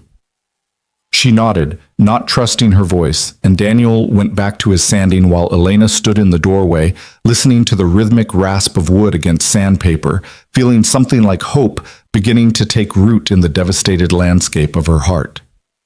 The craft supply store was overwhelming in the best possible way. Elena stood in the metalworking section, her fingers exploring different gauges of wire, different weights of chain, different textures of beads and findings. The store clerk, a middle-aged woman named Dorothy, who'd been working there for 20 years, took one look at Elena's careful, tactile exploration and immediately understood what she needed. You work by feel, Dorothy said. It wasn't a question. Yes, I used to make jewelry before, Elena paused, not sure how to explain the past 3 years in a way that made sense. Before I stopped. I'm trying to start again. What kind of pieces did you make? Necklaces mostly. Intricate ones with multiple layers. I liked the weight of things, the way different materials felt against each other. I'd design them without seeing them, and then people would tell me they were beautiful, and I'd have to trust that beauty existed in what I couldn't see. Dorothy was quiet for a moment, and Elena could feel her being assessed, considered. Then Dorothy took her hand and placed it on a spool of wire that felt different from all the others, heavier, cooler, with a texture that suggested quality. Sterling silver, 20 gauge. It's what you want for structural pieces that need to hold weight. This over here, she guided Elena's hand to another spool, is copper, warmer, more forgiving, good for learning and practicing. And these, Elena's fingers found a container of small objects that clicked softly against each other, are genuine semi-precious stones, tumbled smooth. Each one is different if you pay attention to the weight and density. For the next hour, Dorothy guided Elena through the store, describing materials not by how they looked, but by how they felt, how they behaved, what possibilities they held. Lily trailed behind them, occasionally picking up something shiny and asking if Elena wanted to feel it, while Daniel pushed a cart that slowly filled with wire and tools and findings and small containers of beads and stones. "I can't afford all this," Elena said at one point, overwhelmed by the growing pile. "Yes, you can," Daniel reminded her gently. "Your accounts are restored, remember? And this is an investment in your future, in your art." "But it's so much Elena," Dorothy's voice was firm. "A carpenter needs tools. A painter needs canvas and paint. An artist who works by touch needs materials to touch. This isn't extravagant. This is what you need to do the work you're meant to do." By the time they left the store, the truck bed was loaded with supplies, and Elena's face showed a mixture of excitement and terror. She sat in the passenger seat with a small box on her lap, her fingers already exploring the contents, a collection of stones Dorothy had insisted she take as a starter set. "I don't know if I remember how," she said quietly as Daniel drove them home. "You'll remember," Lily said from the back seat with absolute confidence. "It's like riding a bike. You don't forget how to make beautiful things." "I've never ridden a bike." "Well, then it's like making pancakes. Even if you haven't done it in a while, your hands remember what to do." Elena laughed, and it was the first genuine laugh Daniel had heard from her since that first night. The sound of it filled the truck cab, bright and unexpected, and Daniel found himself smiling despite the long day and the money they'd just spent and all the uncertainty that still lay ahead. That evening, Daniel cleared space in the corner of the living room and set up a card table as a temporary workspace. It wasn't ideal, but it was something. A flat surface with good light and enough room for Elena to spread out materials and organize them by touch. He described the layout to her carefully, helping her create a mental map of where everything was.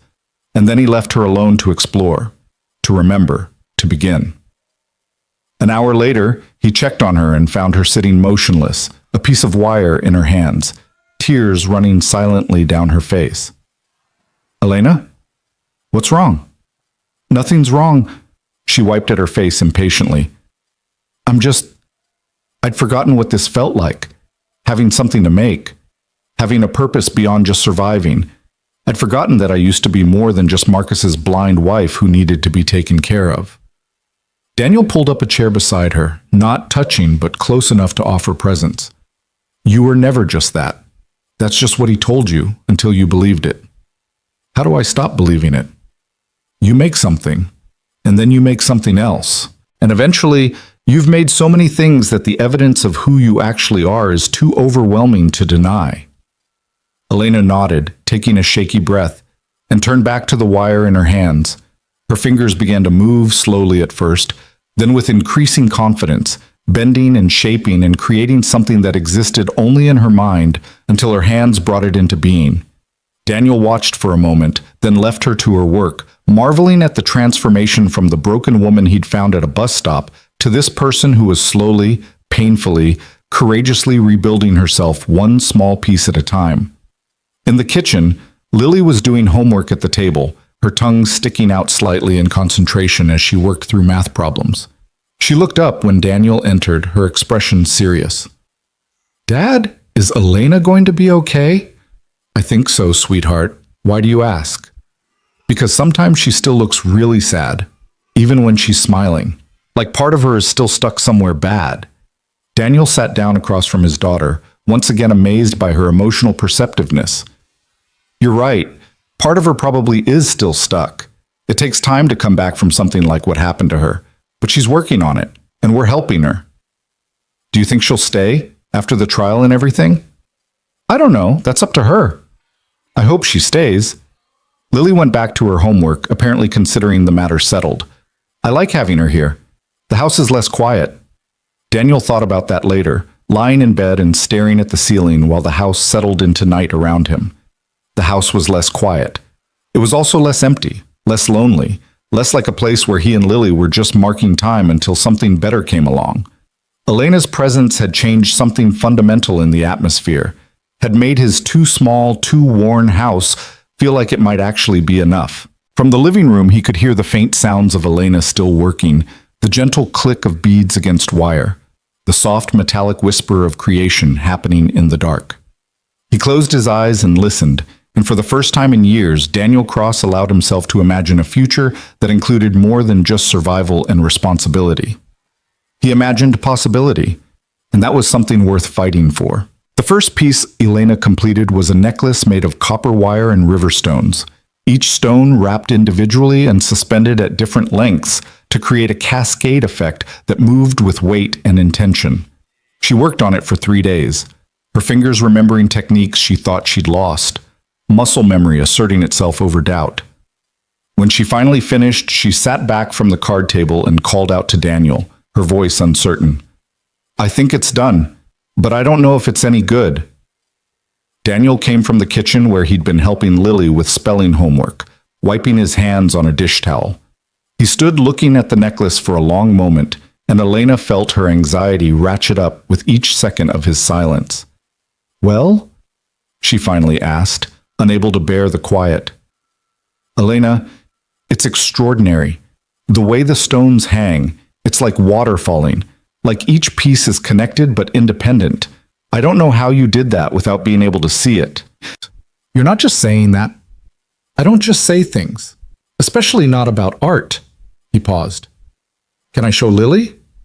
Elena nodded, and moments later she heard Lily's feet running down the hallway, followed by a gasp that was purely genuine, untainted by politeness or obligation.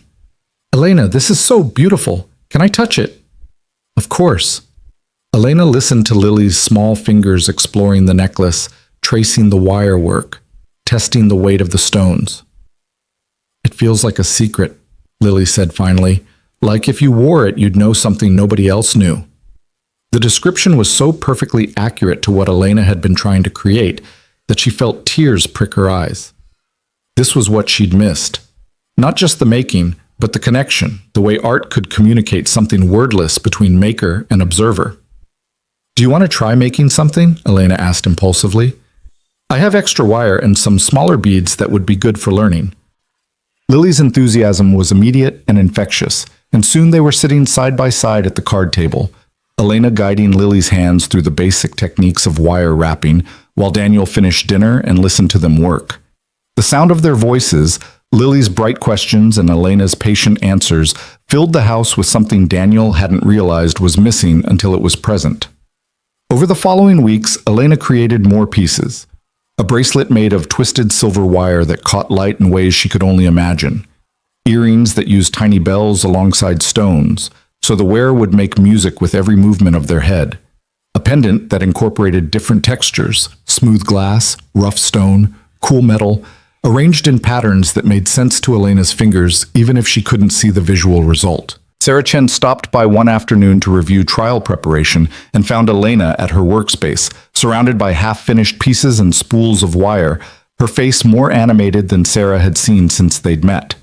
"You're working again," Sarah said, and there was satisfaction in her voice. "Trying to. I don't know if anyone will want to buy them, but it feels good to make things again." "Have you thought about selling them?" "There are online platforms for artisan jewelry. I could help you set something up." Elena's hands stilled on the wire she'd been shaping. "I wouldn't know how to manage an online store. I can't see to upload photos or write descriptions or... That's what accessibility software is for. And what friends are for." Sarah pulled out her tablet.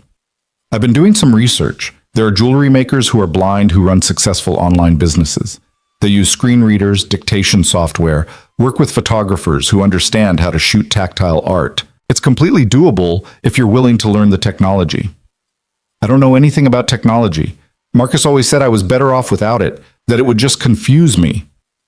"Marcus was a lying piece of garbage who wanted to keep you dependent," Sarah said bluntly. "The question isn't whether Marcus thought you could do it. The question is whether you want to try." Elena sat very still, turning the idea over in her mind. A business. Her own business. Built on her own terms, selling work that came from her hands and her vision. It felt impossible and necessary in equal measure. "I want to try," she said finally. What followed was a crash course in adaptive technology that left Elena frustrated and exhausted and strangely exhilarated. Sarah brought over a laptop with screen reading software, teaching Elena how to navigate websites by sound instead of sight, how to dictate text and have it read back to her, how to use tactile markers and audio cues to organize digital files. It was like learning a new language, and Elena had never been good with languages, but she persisted because the alternative was accepting that Marcus had been right about her limitations. Daniel helped in his own way, setting up a photography area in his garage with proper lighting and backgrounds, learning through trial and error how to shoot jewelry in ways that highlighted texture and craftsmanship. He'd never considered himself artistic, but he understood angles and light from years of carpentry, and he translated that understanding into photographs that captured Elena's work in ways that surprised both of them. "Tell me what this looks like," Elena said one evening, holding up a necklace she'd just completed. "Really tell me. Don't just say it's pretty." Daniel took the necklace, studying it in the light. The stones are various shades of blue and green, like looking at ocean water at different depths. The wire work is intricate, almost lace-like, but it's strong. You can feel the strength even though it looks delicate. The way you've arranged everything, it has movement even when it's still, like it's waiting to be worn, to come alive with someone's movement. Is it something someone would actually want to wear?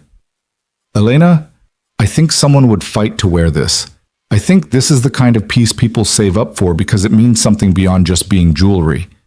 She ducked her head, uncomfortable with praise but unable to completely hide her pleasure. I want to make more. Different styles.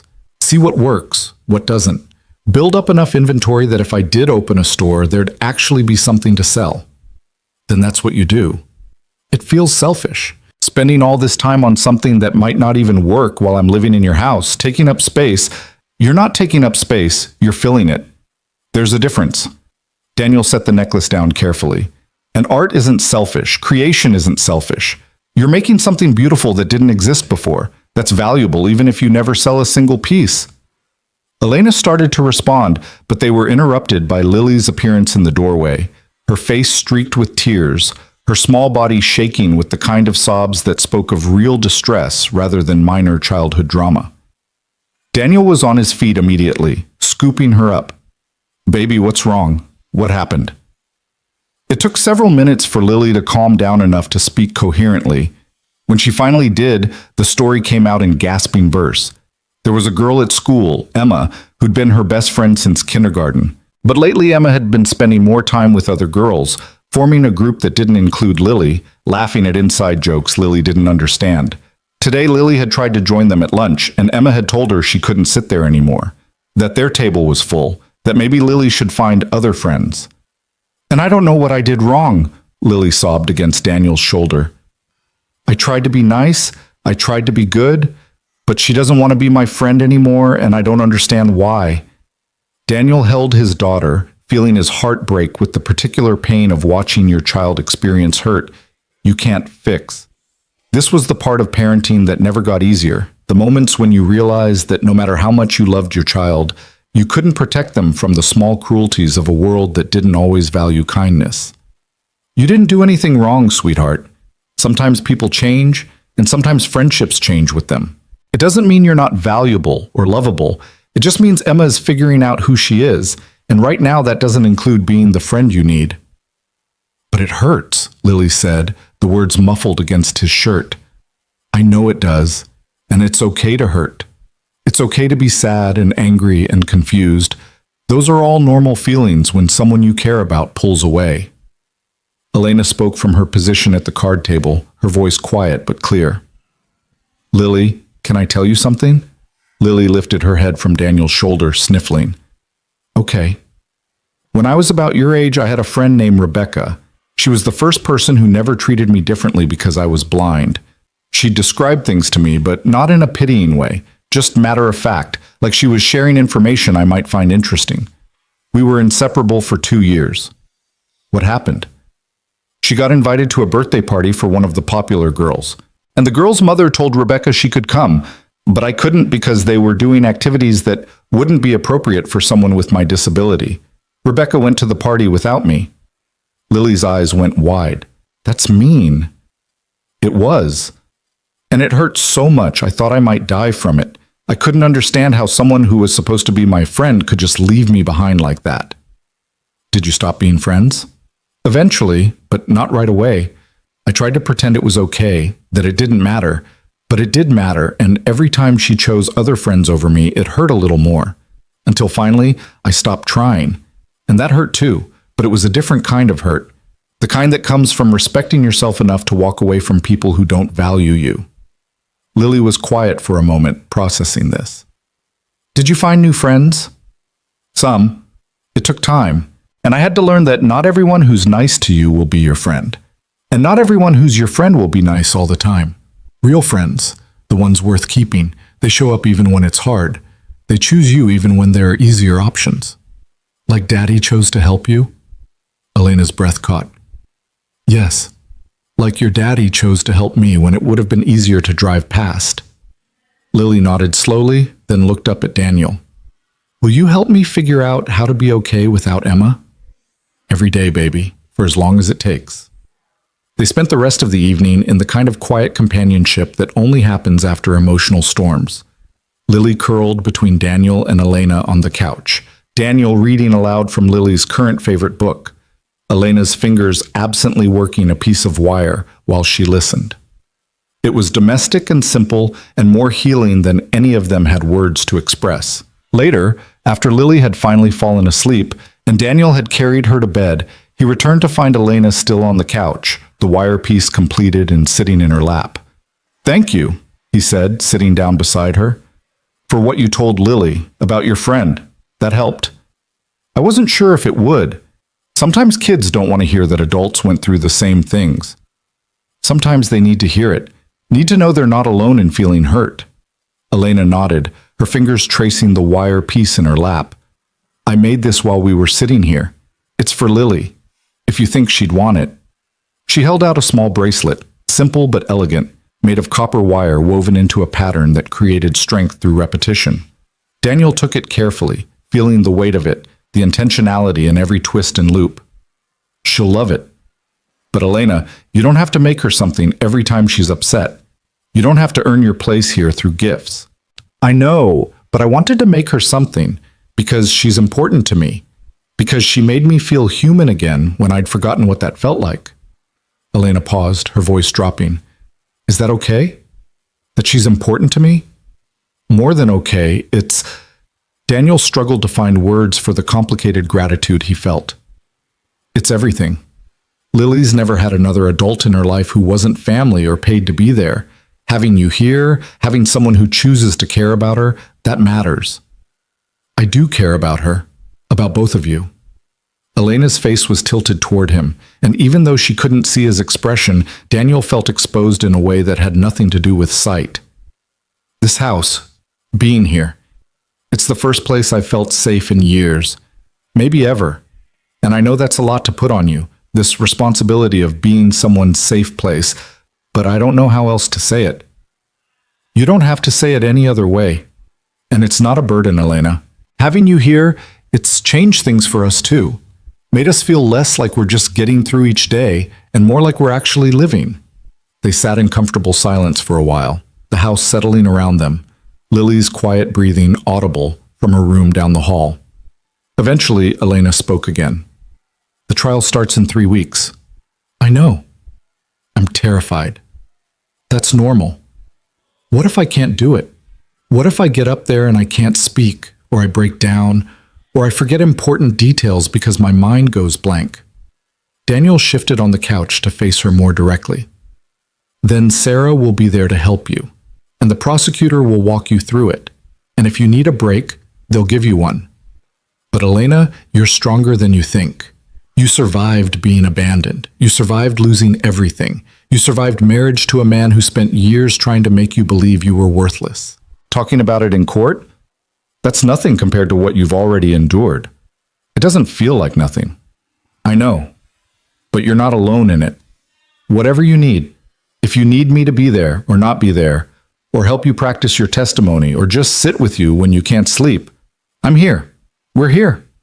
Elena's hand found his on the couch cushion between them, her fingers cold and trembling slightly. Daniel squeezed gently, offering presence without pressure, and they sat that way until Elena's breathing steadied and the trembling stopped. The 3 weeks before the trial passed in a strange blur of normalcy, punctuated by moments of acute anxiety. Elena met with Sarah and the prosecutor multiple times, reviewing her testimony, practicing answers to questions she knew were coming, and preparing for ones she didn't. She learned the layout of the courtroom through careful description and repeated visits, memorizing where she'd sit, where Marcus would be, where the jury would watch her tell the story of her own destruction.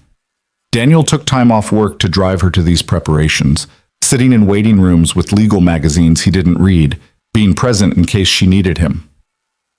He watched her grow stronger and more fragile in turns, watched her steel herself for what was coming while simultaneously falling apart at unexpected moments.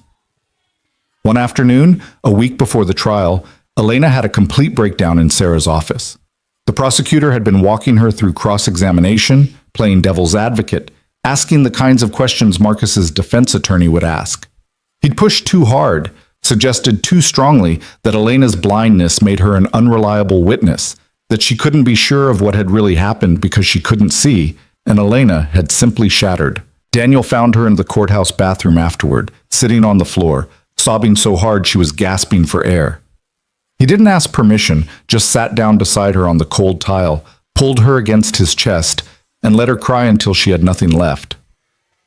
"I can't do this," she said when she could finally speak. "I can't get up in front of a room full of people and tell them about the worst things that ever happened to me while Marcus sits there watching, judging, probably still thinking he can manipulate his way out of this. Then don't do it for him. Don't do it for the jury or the judge or anyone else in that courtroom. Do it for yourself. Do it because you deserve to tell your truth and have it matter." "What if it doesn't matter? What if they don't believe me?" "Then we deal with that if it happens. But Elena, they will believe you. Because you're telling the truth, and the truth has a weight that lies can't match." She stayed there on the bathroom floor for another 10 minutes, Daniel's arms around her, his steady presence the only thing keeping her from completely unraveling. When she finally pulled herself together enough to stand, her face was blotchy and her hands were shaking, but there was something determined in the set of her jaw. "Okay," she said. "Okay. I can do this." "Yes, you can." The night before the trial, Elena couldn't sleep.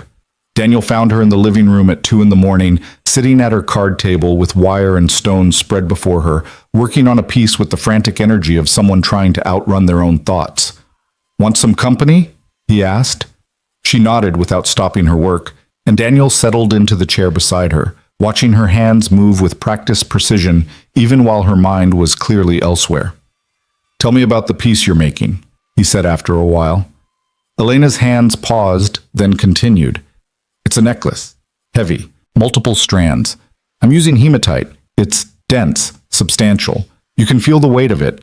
And I'm incorporating chainmail technique, linking each piece individually so the whole thing moves like fabric, even though it's made of stone and metal. Sounds complicated. It is. That's why I'm making it. If I focus on the complexity, I don't have to think about tomorrow. What happens tomorrow?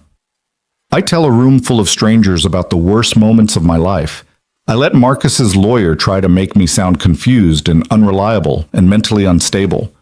I put my trauma on display and hope it's compelling enough to convince 12 people that what happened to me actually matters. It matters, Daniel said quietly. It mattered the night I found you. It matters now. It will matter regardless of what happens in that courtroom. Elena's hands stilled completely. Do you ever wonder if you made a mistake, stopping for me that night? Your life would be simpler if you'd just driven past. Simpler isn't better. And no, I don't wonder. Not even a little. Why not? Daniel thought about how to answer that, about all the ways Elena's presence had changed his life and his daughter's life and the fundamental texture of their days. He thought about coming home to a house that felt lived in instead of just occupied, about Lily's laughter when Elena described the jewelry pieces she was working on, about the quiet satisfaction of helping someone rebuild themselves from ruins. Because you were worth stopping for, he said finally.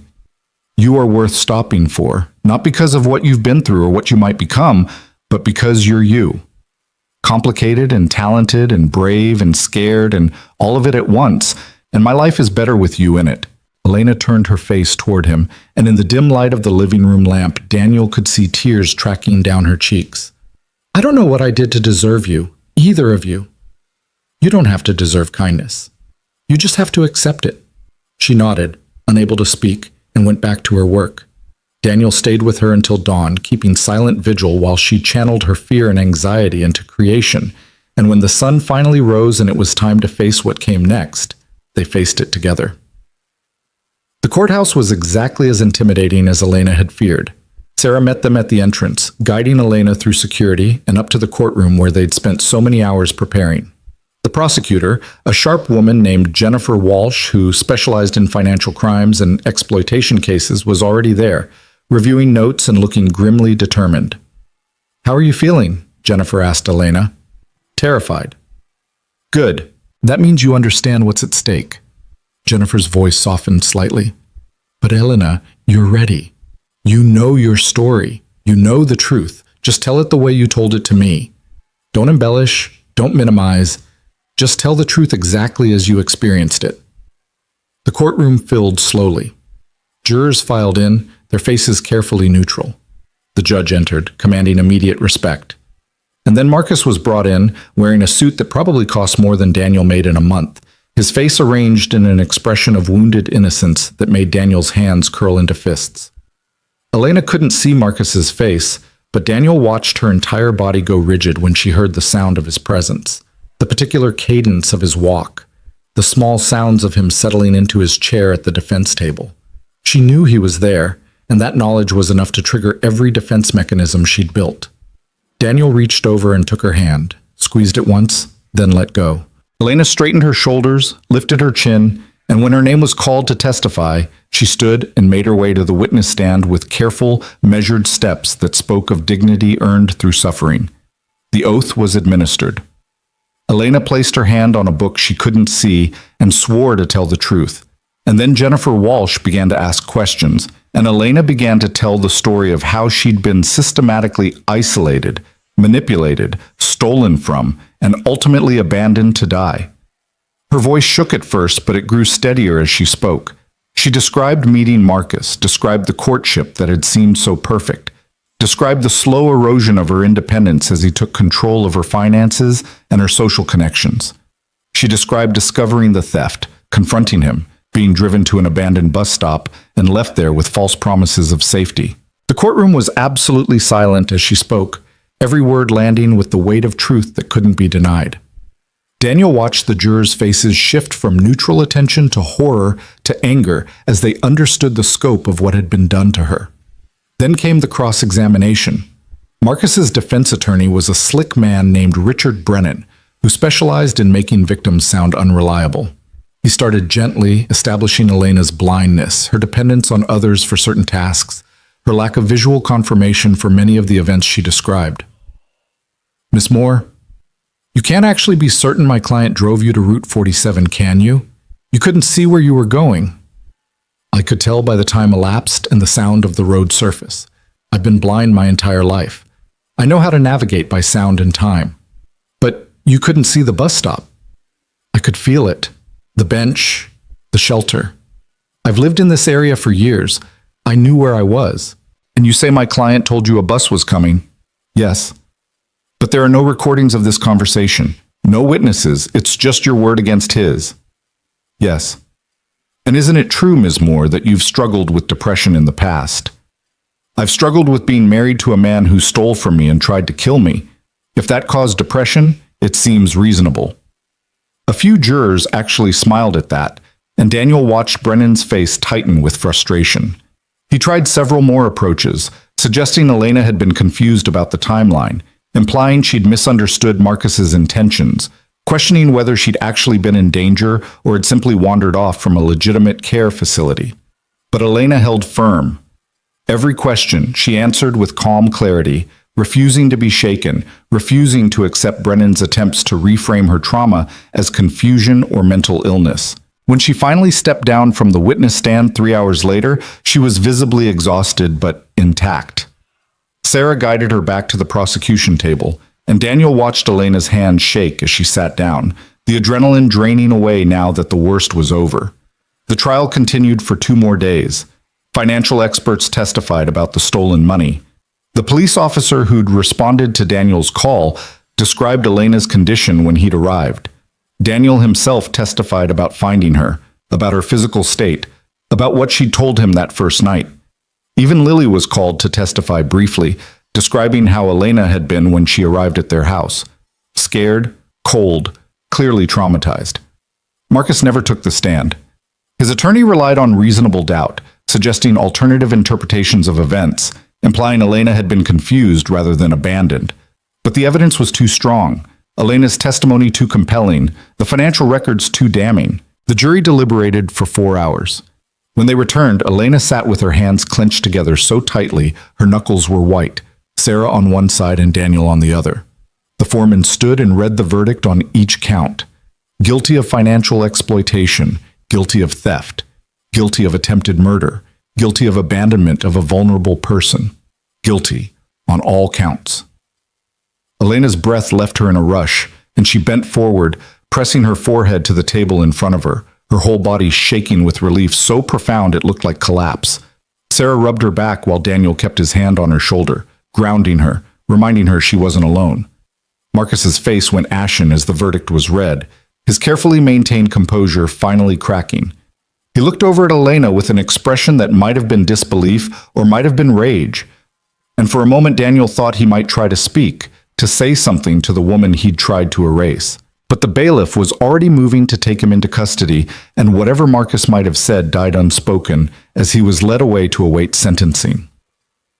Outside the courthouse, Elena stood in the afternoon sun, her face tilted up toward the warmth, tears streaming down her cheeks. Sarah stood nearby, giving her space to process, while Daniel waited with Lily, who'd been remarkably patient through the whole ordeal. "Is it over?" Lily asked quietly. "The trial is. Sentencing will be in a few weeks. But yes, sweetheart, the hard part is over.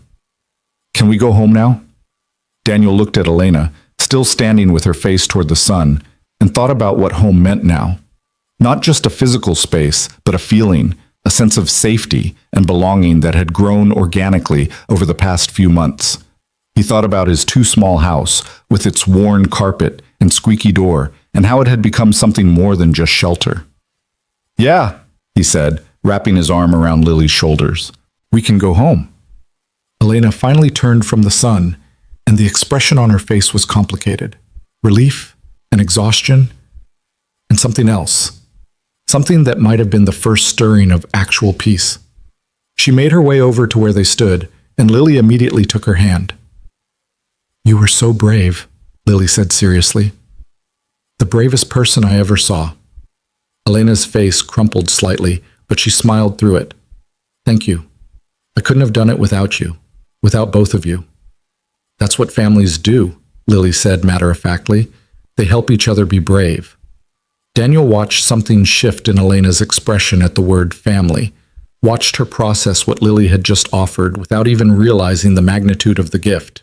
Then she nodded, squeezed Lily's hand, and together the three of them walked to Daniel's truck and drove home through afternoon traffic, leaving the courthouse and the trial and the worst of the nightmare behind them. The weeks following the verdict felt like learning to breathe in a new atmosphere. Elena moved through Daniel's house with a lightness that hadn't been there before, as if some invisible weight had been lifted from her shoulders. She still had nightmares sometimes, still flinched at unexpected sounds, but there was a fundamental difference in her presence now. She was no longer just surviving, no longer waiting for the next terrible thing to happen. Marcus was sentenced to 15 years in prison. The judge had been unsparing in her remarks, calling his actions a calculated betrayal of the most vulnerable kind, exploitation disguised as care. Elena hadn't attended the sentencing hearing. She told Sarah she didn't need to be there, didn't need to see Marcus one more time to know that justice had been served. She was done giving him space in her life, even the space required for closure. Instead, she spent that day in Daniel's garage workshop, setting up a proper jewelry-making station. Daniel had cleared out an entire corner, built her a custom workbench at exactly the right height, installed task lighting that helped her sense of spatial awareness even if she couldn't see the light itself. He'd organized storage for her materials using different textures and containers, creating a system she could navigate entirely by touch. "You didn't have to do all this," Elena said when he showed her the finished space, her fingers exploring the smooth wood of the workbench, the careful organization of drawers and bins. "I know, but I wanted to. You needed a real workspace, not a card table in the living room. Daniel paused, watching her map the space with her hands. Besides, if you're going to turn this jewelry thing into a real business, you need proper infrastructure. I still can't believe I'm actually doing this. 6 months ago, I thought my life was over. And now I'm standing in a workshop planning a business, making things again. Her voice caught slightly. How did I get here? You got here by refusing to stay where Marcus tried to leave you, by choosing to fight even when it would have been easier to give up. Daniel moved closer, his presence steady beside her. And by letting people help you when you needed it. Elena turned toward him, her expression serious. I need to talk to you about that. About helping. About everything. Something in her tone made Daniel's chest tighten with an anxiety he couldn't quite name. Okay, want to sit down? They moved to the 2 folding chairs Daniel kept in the garage for when he needed to take breaks from long projects. Elena settled into one, her hands knotted together in her lap, and Daniel could see her gathering courage for whatever she needed to say. I've been thinking about getting my own place, she said finally. Now that the money's been recovered and I have access to my accounts again, I could afford a small apartment, something accessible, somewhere close by so Lily could still visit. The words hit Daniel like a physical blow, even though he'd known this conversation was coming eventually. Of course, Elena would want her own space. Of course, she wouldn't want to live in someone else's house forever, dependent on their charity and goodwill. It made perfect sense, and yet the thought of the house without her presence felt unbearably empty. Is that what you want? He asked, keeping his voice carefully neutral. I don't know what I want. That's the problem. Elena's hands twisted together more tightly. Part of me thinks I should want independence, my own space, proof that I can take care of myself. That's what everyone expects, right? The survivor gets her life back, moves into her own place, builds a successful business, and lives happily ever after on her own terms. But the truth is, I don't want to leave. I love it here. I love having breakfast with you and Lily every morning. I love the sound of Lily practicing her reading. I love hearing you work in the garage while I'm making jewelry. I love... She stopped, took a breath. I love feeling like I'm part of something instead of just existing on the margins of my own life. Daniel sat very still, afraid that if he moved or spoke, he might break whatever fragile thing Elena was trying to build with her words. But I also don't want to overstay my welcome, she continued. Don't want to become a burden you're too kind to ask to leave. Don't want to assume that just because this works for now, it's sustainable long term. And I definitely don't want to... Don't want to what? Elena's face was turned toward him, and even though she couldn't see his expression, Daniel felt exposed in a way that had nothing to do with sight. Don't want to misunderstand what this is, what we are. You've been so good to me, and Lily's become so important to me, and I need to know where the boundaries are before I accidentally cross them. Daniel took a slow breath, trying to organize thoughts that had been forming slowly over months into something coherent. What if I don't want boundaries?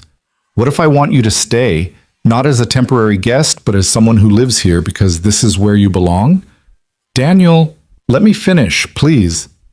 He leaned forward, elbows on his knees, searching for the right words. When I stopped that night, when I saw you at that bus stop, I wasn't thinking about anything except helping someone who needed help. But somewhere along the way, it became more than that. You became more than that. And I know the timing is complicated. And I know you're still healing from what Marcus did. And I know it might seem like I'm just some savior complex idiot who can't tell the difference between helping someone and actually caring about them. I don't think that, Elena said quietly. Then what do you think? She was quiet for a long moment, and Daniel could see her processing, weighing, trying to find truth in the complicated tangle of gratitude and genuine feeling. When she finally spoke, her voice was barely above a whisper.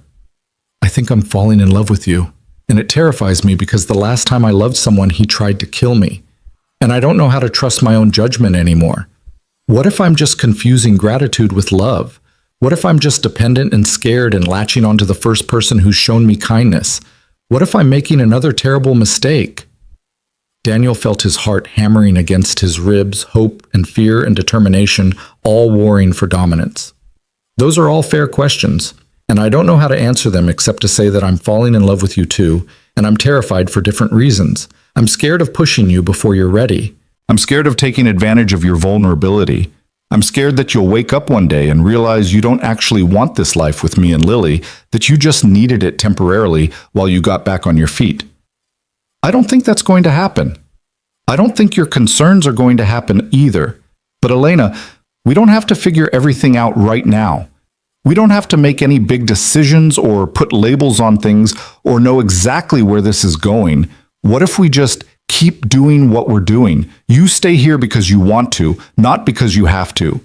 We figure out what we are to each other by being it, not by trying to define it first.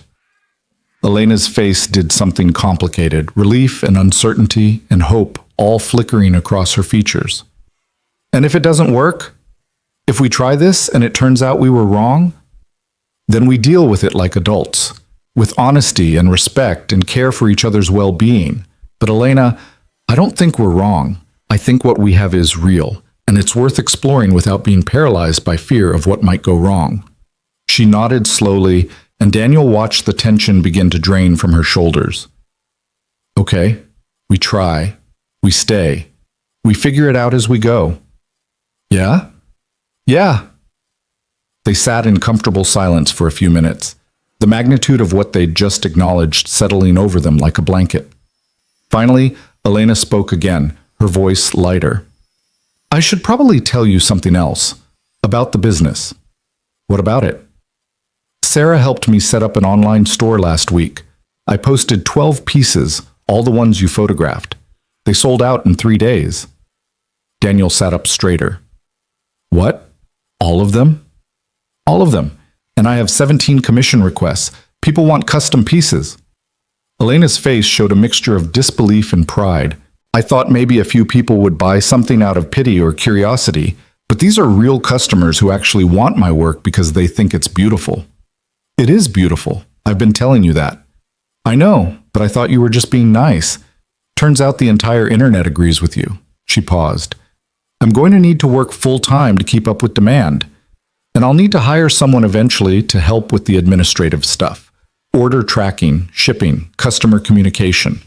Things that are possible with adaptive technology, but time-consuming. That's amazing, Elena. You're building something real. We're building something real. I couldn't do any of this without your help. The workshop, the photography, the encouragement when I was ready to give up, that's all you. No, that's all you. I just provided space and basic support. The talent, the vision, the courage to try again after everything you've been through, that's yours. Elena smiled, and it was the first fully unguarded smile Daniel had seen from her, bright and genuine and completely free of the shadows that had haunted her since that first night. We make a good team. Yeah, Daniel said, feeling something settle into place in his chest, something that felt like the future taking shape. We really do. That evening, they told Lily. She'd been doing homework at the kitchen table when they came in from the garage, and she looked up with the kind of intuitive awareness that children sometimes have when adults are about to say something important. Is something wrong? She asked, her eyes darting between them. Nothing's wrong, Daniel assured her. Actually, something's very right. Elena's going to stay here, not just for a little while, but for as long as she wants. This is her home now, too. Lily's face lit up with the kind of pure joy that only children could muster, uncomplicated by adult concerns about propriety or logistics. Really? You're not leaving? I'm not leaving, Elena confirmed, and found herself swept into an enthusiastic hug that nearly knocked her off balance. This is the best news ever. Can we celebrate? Can we make a special dinner? Can I show you my new book? Can we... Lily, breathe, Daniel said, laughing. Yes, we can celebrate. Why don't you pick what you want for dinner and we'll make it together? Lily chose spaghetti and meatballs, and the three of them crowded into the small kitchen, Lily chattering excitedly about everything they could do now that Elena was staying permanently. Elena helped with the cooking, her movements in the kitchen now confident after months of practice, while Daniel supervised and tried not to let his happiness show too obviously on his face. After dinner, Lily insisted on teaching Elena a card game that involved more rules than seemed strictly necessary and a lot of creative interpretation. Daniel watched them play, watched his daughter explain the game with elaborate hand gestures Elena couldn't see but responded to anyway through pure context, and felt a completeness he hadn't experienced since before his wife died. This was what home was supposed to feel like. Not perfect, not without complications, but full of warmth and laughter and people who chose each other. Later, after Lily was asleep, Daniel and Elena sat on the front porch steps, listening to the night sounds of the neighborhood. It was late October again. Almost a full year since that rainy night when everything had changed and the air carried the same cold promise of winter approaching. "Do you ever think about that bus stop?" Elena asked. "About what would have happened if you hadn't stopped?" "Sometimes, usually in the middle of the night when I can't sleep." Daniel stared out at the quiet street. "I think about all the ways that night could have gone differently. If I'd been 5 minutes earlier or later, if I'd taken the main road instead, if I'd convinced myself it was safer to just call 911 and keep driving. Would you have done things differently if you could go back?" "Not a single thing. Every choice I made that night led to this, to you being here, safe and whole, to Lily having you in her life, to us having whatever this is we're building together." He paused. "Would you?" Elena considered the question seriously. 6 months ago, I would have said I'd change everything. Would have never met Marcus, never trusted him, never let myself be vulnerable to someone who would use that vulnerability against me. But now, she stopped, choosing her words carefully. Now I think maybe all those terrible things had to happen exactly the way they did to bring me here. And as much as I hate what I went through, I wouldn't trade where I ended up. That's very philosophical for someone who almost died. Maybe almost dying gives you perspective on what actually matters. Elena turned her face toward him, and Daniel was struck again by how expressive she was despite not being able to make eye contact. "You matter, Daniel Cross. You and Lily. This life we're building. It matters more than the fear or the pain or the uncertainty about whether I'm making the right choices." Daniel reached over and took her hand, lacing his fingers through hers. "For what it's worth, I think you're making excellent choices. Even falling for a carpenter with a too small house and a mountain of medical debt? Especially that." Daniel squeezed her hand gently. "I don't have much to offer except stability and really good pancakes and a daughter who thinks you hung the moon. And yourself," Elena added quietly. "You offer yourself.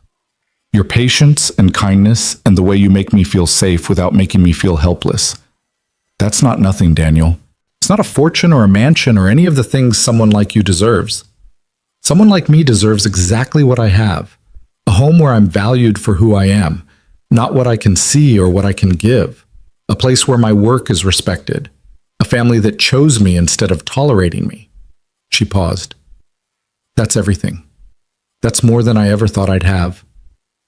They sat in comfortable silence, hands linked, watching the street settle into full darkness.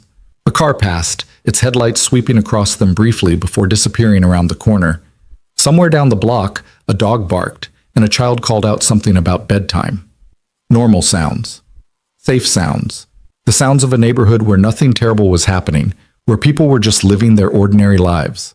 The jewelry business grew faster than any of them had anticipated. Within 3 months, Elena had a waiting list of 6 weeks for custom pieces. Within 6 months, she'd been featured in an online magazine about disabled artists who were redefining their crafts. Within a year, she'd hired 2 part-time assistants, one to handle administrative work and another to help with finishing work on pieces that required visual inspection. Daniel watched her transform from someone who'd barely believed she could create anything worthwhile into a confident businesswoman who knew exactly what her work was worth. She negotiated with suppliers, managed client expectations, built a reputation for extraordinary craftsmanship that people were willing to wait months to receive. She did all of it without apology, without minimizing her disability, simply working within and around it with the same matter-of-fact competence she'd always had, but had forgotten she possessed. The house changed too. Daniel and Elena repurposed the living room into a dual workspace, her jewelry bench on one side, his drafting table on the other. They worked companionably in the evenings, the sounds of their respective crafts creating a kind of domestic symphony. Lily would do homework at the kitchen table, calling out questions that either adult could answer, completely comfortable with the arrangement that had become their normal. Mrs. Chen continued to help with childcare, but less out of necessity now than because she'd grown genuinely fond of all three of them and claimed they kept her from becoming a boring old woman who only watched cooking shows. She'd taken to commissioning pieces from Elena, bracelets for her granddaughters, a necklace for her sister-in-law's birthday, and had become one of Elena's most enthusiastic promoters in the neighborhood. Daniel's carpentry business stabilized and then grew as word spread about his work. He found himself getting better clients, more interesting projects, the kind of custom furniture building that actually felt like art rather than just labor. He credited Elena for the change, said that watching her create beautiful things had reminded him why he'd chosen carpentry in the first place, for the satisfaction of making something with his hands that would last. 18 months after that rainy October night, Daniel came home from a job site to find Elena and Lily in the garage workshop, both bent over Elena's workbench, working on something together with intense concentration.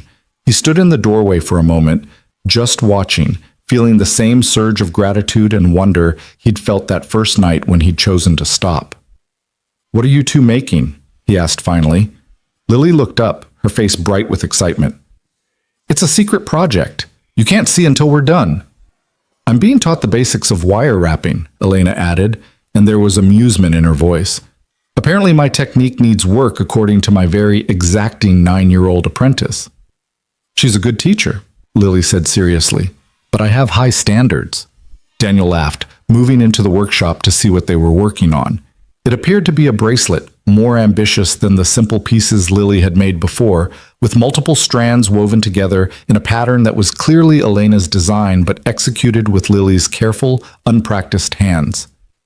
"It's for you," Lily said, abandoning any pretense of it being a secret. "For Father's Day. Elena designed it, but I wanted to make it myself so you'd know I put work into it."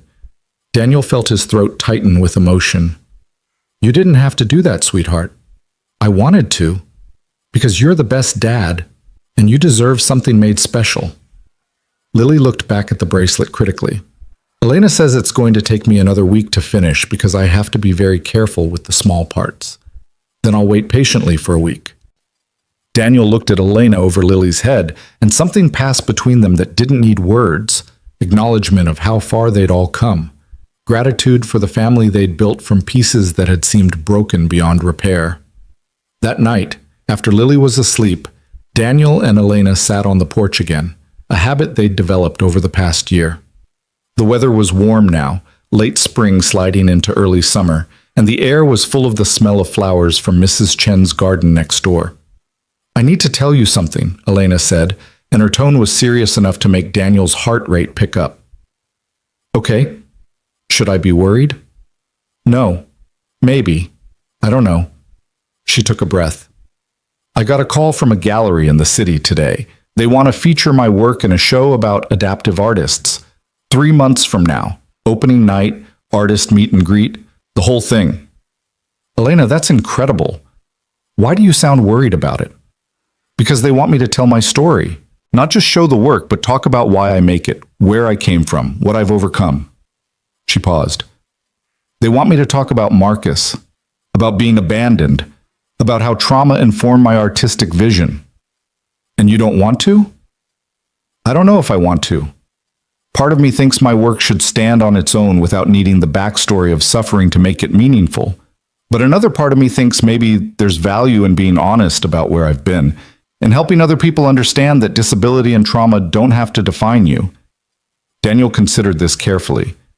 "What does Sarah think?" "She says it's my choice. But she also says there's power in controlling your own narrative, in telling your story before someone else tells it for you." "She's right about that." Daniel shifted to face Elena more directly. "But I think the real question is whether you're ready to talk about it publicly, whether you've healed enough that sharing the story won't reopen wounds that are still closing." Elena was quiet for a long moment, her fingers tracing patterns on her knee in the unconscious gesture she made when she was thinking deeply. "I think I'm ready. Or at least, I think I'm as ready as I'm going to be. And maybe sharing it will help someone else who's going through something similar. Maybe they'll see that you can survive the worst thing imaginable and still build something beautiful afterward. Then do it. Tell your story. Show your work. Let people see both the art and the artist who made it." Will you come? To the opening? Elena, I wouldn't miss it for anything in the world. Me and Lily both, if she's allowed. She's definitely allowed. She's part of the story, too. You both are. Elena reached over and found Daniel's hand, her fingers intertwining with his in the easy familiarity of people who'd learned each other's rhythms. None of this exists without you choosing to stop that night. The business, the art, the life I have now, it all starts with you deciding I was worth stopping for. You were always worth stopping for. I just happened to be the one who did it. The gallery show was everything Elena had feared and hoped for simultaneously. The space was beautiful, her pieces displayed with careful attention to lighting and presentation that made them look like precious artifacts rather than handmade jewelry. A crowd gathered, larger than Daniel had expected, moving through the exhibit with the kind of quiet reverence people reserve for art they didn't quite understand but knew was important. Elena stood near the entrance, Lily beside her holding her hand with the fierce protectiveness of someone who understood her job was to keep Elena grounded. Daniel stayed close but gave them space, watching as person after person approached Elena to comment on her work, to ask questions about her process, to share their own stories of disability or trauma or creative recovery. When it came time for Elena to speak, she moved to the small raised platform at the center of the gallery with more confidence than Daniel had seen from her in the courtroom. Sarah stood nearby, ready to intervene if needed, but Elena didn't need intervention. She needed to tell her story, and she was finally ready to do it. 2 years ago, I was sitting at an abandoned bus stop in the rain, waiting to die, she began, her voice steady and clear. I'd been left there by someone I trusted, someone who'd spent years convincing me I was worthless and helpless and better off gone. I'd believed him. I'd internalized every cruel thing he'd said, every manipulation he'd used to control me. And sitting there in the dark and the cold, I thought he was right. The gallery had gone completely silent. Every person present focused entirely on Elena's words. But someone stopped. A stranger who had every reason to keep driving decided I was worth the risk of getting involved. He brought me into his home, gave me space to heal, and never once asked for anything in return except that I keep trying, that I keep living, that I remember I had value even when I couldn't see it myself.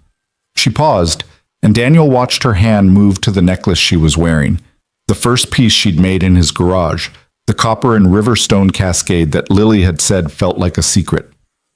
The pieces in this show are made by someone who learned to see herself differently, not through eyes, but through the work of her hands, through the patience of people who refused to let her disappear, through the slow, painful process of rebuilding a life that had been systematically destroyed.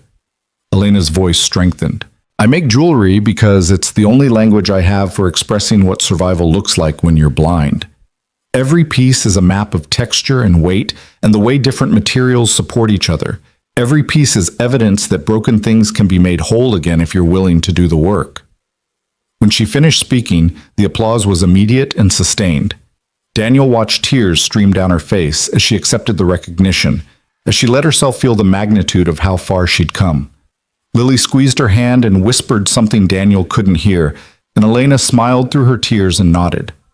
Later, after the crowd had thinned and they were preparing to leave, a young woman approached Elena hesitantly. She was maybe 22, with the careful movements of someone who wasn't entirely comfortable in public spaces. Excuse me? I just wanted to say, your story really resonated with me. I'm recovering from something similar. Different circumstances, but the same kind of thing where someone I trusted tried to erase me. She paused, gathering courage. I didn't think I'd be able to create anything again, make anything that mattered, but seeing your work, hearing how you rebuilt yourself, it makes me think maybe I can too. Elena reached out, found the young woman's hand, and squeezed it gently. You can. It won't be easy, and it won't be fast, but you can. And when you do, when you make that first thing that comes entirely from you instead of from your trauma, it'll be extraordinary. The woman nodded, thanked Elena with a voice thick with emotion, and moved away. Daniel watched the interaction and understood something fundamental about why Elena had chosen to share her story. It wasn't about garnering sympathy or making her art more marketable. It was about reaching back into the darkness she'd escaped from and offering light to people who were still lost in it. On the drive home, Lily fell asleep in the back seat almost immediately. exhausted from the excitement and the late hour. Elena sat quietly in the passenger seat, processing everything that had happened, and Daniel gave her the space to think. Finally, she spoke. I didn't expect it to feel that good. Telling the truth about what happened, I thought it would feel like exposing myself, like being vulnerable in a way that wasn't safe. But instead it felt like I was taking something back, taking ownership of my own narrative. You were powerful up there, Daniel said. Honest and strong and completely yourself. Everyone in that room felt it. Did you feel it? Yeah, I felt proud of you. Proud of how far you've come, proud to be part of your story. Elena turned her face toward him, and even in the darkness of the truck cab, Daniel could see the emotion on her face. I love you. I should have said it before now, but I was scared. Scared of being that vulnerable again. Scared of giving someone that much power over me. But I love you, Daniel Cross. And I'm done being scared of saying it. Daniel's hands tightened on the steering wheel, his heart hammering in his chest. I love you too. Have for a while now. Was just waiting for you to be ready to hear it. I'm ready for all of it, for whatever comes next. What comes next is we go home, put Lily to bed, and figure out the rest as we go. Same as we've been doing. That sounds perfect. 3 months later, on a crisp October morning, exactly 2 years after Daniel had stopped at that abandoned bus stop, he woke to find Elena already up, sitting on the edge of the bed with something in her hands. The early morning light filtered through the curtains, and Daniel could hear Lily still sleeping in her room down the hall. What are you doing awake? He asked, his voice rough with sleep. Elena turned toward him, and he could see she was holding a small box, her fingers tracing its edges with the kind of careful attention she gave to all things that mattered. I made something for you, and I wanted to give it to you before the day got started, and we got caught up in everything else. Daniel sat up, suddenly more awake. You made something for me? Open it. Inside the box was a ring. Not a wedding ring exactly, but something more personal. A wide band made of layered metals, copper and silver twisted together in a pattern that created strength through the joining. It was beautiful and masculine, and clearly made with extraordinary care. Elena, let me say this before I lose my nerve. She took a breath. 2 years ago, you stopped for me when everyone else would have driven past. You gave me shelter and safety and space to heal. You never asked for anything except that I keep trying. And somewhere in all of that, you gave me something else. The ability to imagine a future that included love and trust and family. Daniel's throat was too tight to speak, so he just listened, holding the ring carefully in his palm. I know this isn't traditional. I know usually the man asks the woman, and maybe we should wait longer, and maybe this is too fast or too complicated or too many things at once. Elena's voice wavered slightly, but held steady. But I also know that life is short and unpredictable, and sometimes you have to take the risk of saying what you mean before you lose the chance. So I'm asking you, Daniel Cross, will you marry me? Will you let me be part of this family officially? Will you take the risk of building a future with someone who comes with complications and nightmares and a jewelry business that takes over half the garage? Daniel found his voice, rough with emotion. Yes, to all of it. The complications and the nightmares and the jewelry business and every single part of you. Yes. Elena's face broke into the kind of smile that transformed her entire being, and Daniel slid the ring onto his finger. It fit perfectly, because of course it did. Because Elena worked by touch and knew the dimensions of his hands as well as she knew her own. He pulled her close, kissed her with all the tenderness and promise he couldn't put into words, and thought about how strange and wonderful it was that the worst night of both their lives had led to this moment. They told Lily over pancakes, which seemed appropriate given the role pancakes had played in their developing relationship. Lily's reaction was immediate and enthusiastic, involving considerable jumping and squealing and immediate plans for a wedding that included at least 1,000 flowers and a dress for Elena that she could help pick out. Does this mean Elena is going to be my mom? Lily asked after the initial excitement had settled. Daniel and Elena exchanged a glance, the question hanging between them with all its complexity. Finally, Elena spoke. I'm going to be your stepmom, which is different from being your mom, but not less important. Your mom will always be your mom, even though she's not here anymore. but I'll be the person who's here now, who loves you and your dad and wants to be part of your family. Is that okay with you?" Lily considered this with the seriousness she gave to all important matters. "Will you still teach me jewelry making?" "Of course." "And read to me sometimes?" "Whenever you want." "And help me with science projects?" "Absolutely." "Then yes, that's very okay with me." Lily paused. "Can I call you Elena, Mom?" Elena's eyes filled with tears, and her voice was thick when she answered, "I would be honored if you called me Elena, Mom." The wedding happened 6 months later, a small ceremony in Mrs. Chen's backyard garden with only the people who mattered most. Sarah Chen served as maid of honor, having become not just Elena's advocate, but her genuine friend. Lily was the flower girl, taking her job with utmost seriousness. Mrs. Chen herself orchestrated the entire event with the efficiency of a military general, claiming that someone needed to make sure things were done properly. Elena wore a dress that incorporated some of her own jewelry, a necklace and earrings she'd made specifically for the occasion, pieces that caught light and made music with her movements. Daniel wore a suit he'd bought for the occasion, and the ring Elena had given him months earlier, now accompanied by a matching wedding band that Lily had helped Elena make. When it came time for vows, Elena spoke first, her voice steady and clear despite the emotion she was holding.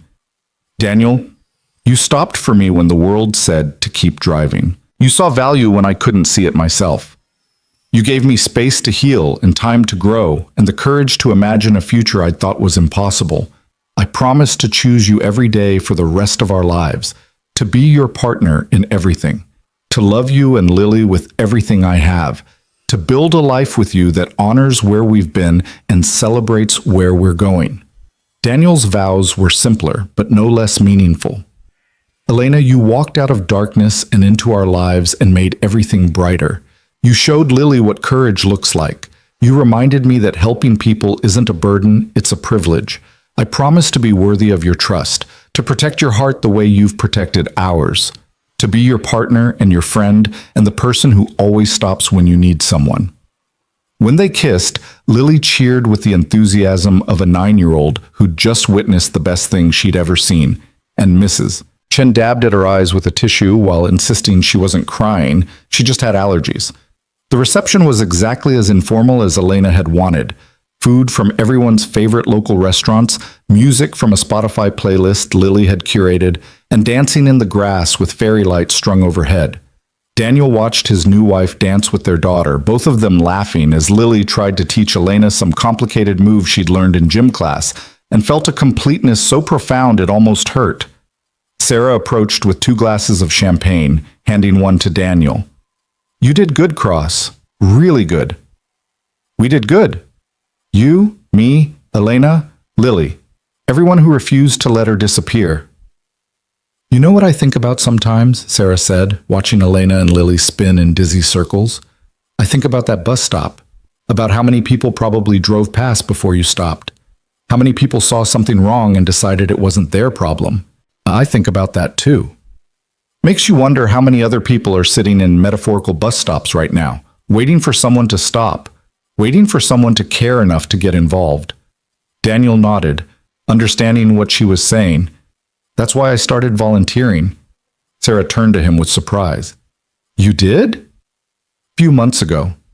At a shelter for people leaving abusive situations. Just basic carpentry work, fixing things that break, building furniture, making spaces feel more like homes and less like institutions." He paused. "Elena's going to start teaching jewelry making classes there too. Give people a skill, something they can do with their hands that might become income."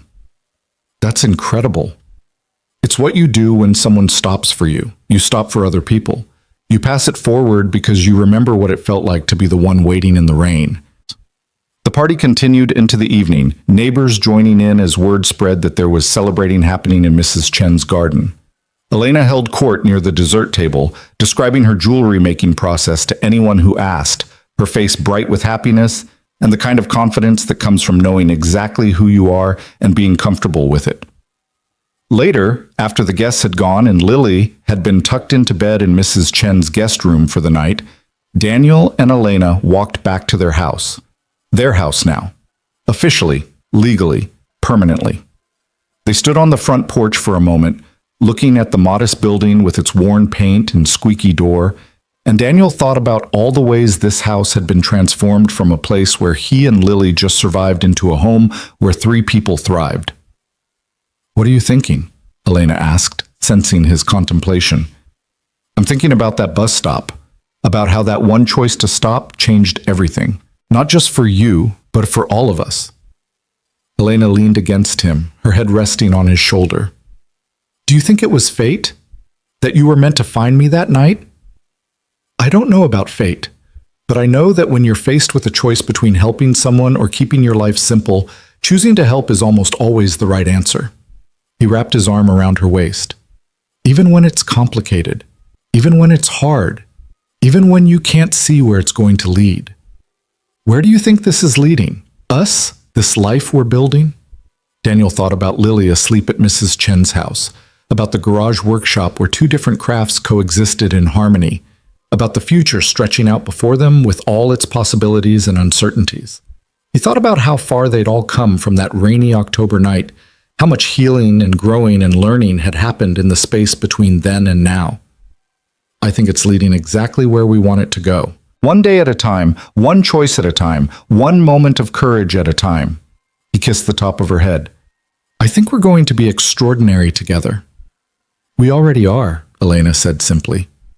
And standing there on the porch of their too small house in their modest neighborhood, holding the woman who'd been left to disappear and had instead chosen to bloom, Daniel knew she was absolutely right. They were already extraordinary, not because their story had been easy or clean or followed any kind of traditional path, but because they'd all chosen to stop when it would have been easier to keep going, chosen to care when indifference was simpler, chosen to build something beautiful from the broken pieces they'd been handed. The old bus stop on Route 47 remained abandoned, its broken roof still leaking, its rotted bench still unusable. But it stood now not as a monument to cruelty, but as a reminder that one person's choice to stop, to care, to help, one single decision made in a moment of cold rain and exhaustion could change the trajectory of multiple lives forever. Some people would drive past, but some people would stop. And sometimes that made all the difference in the world.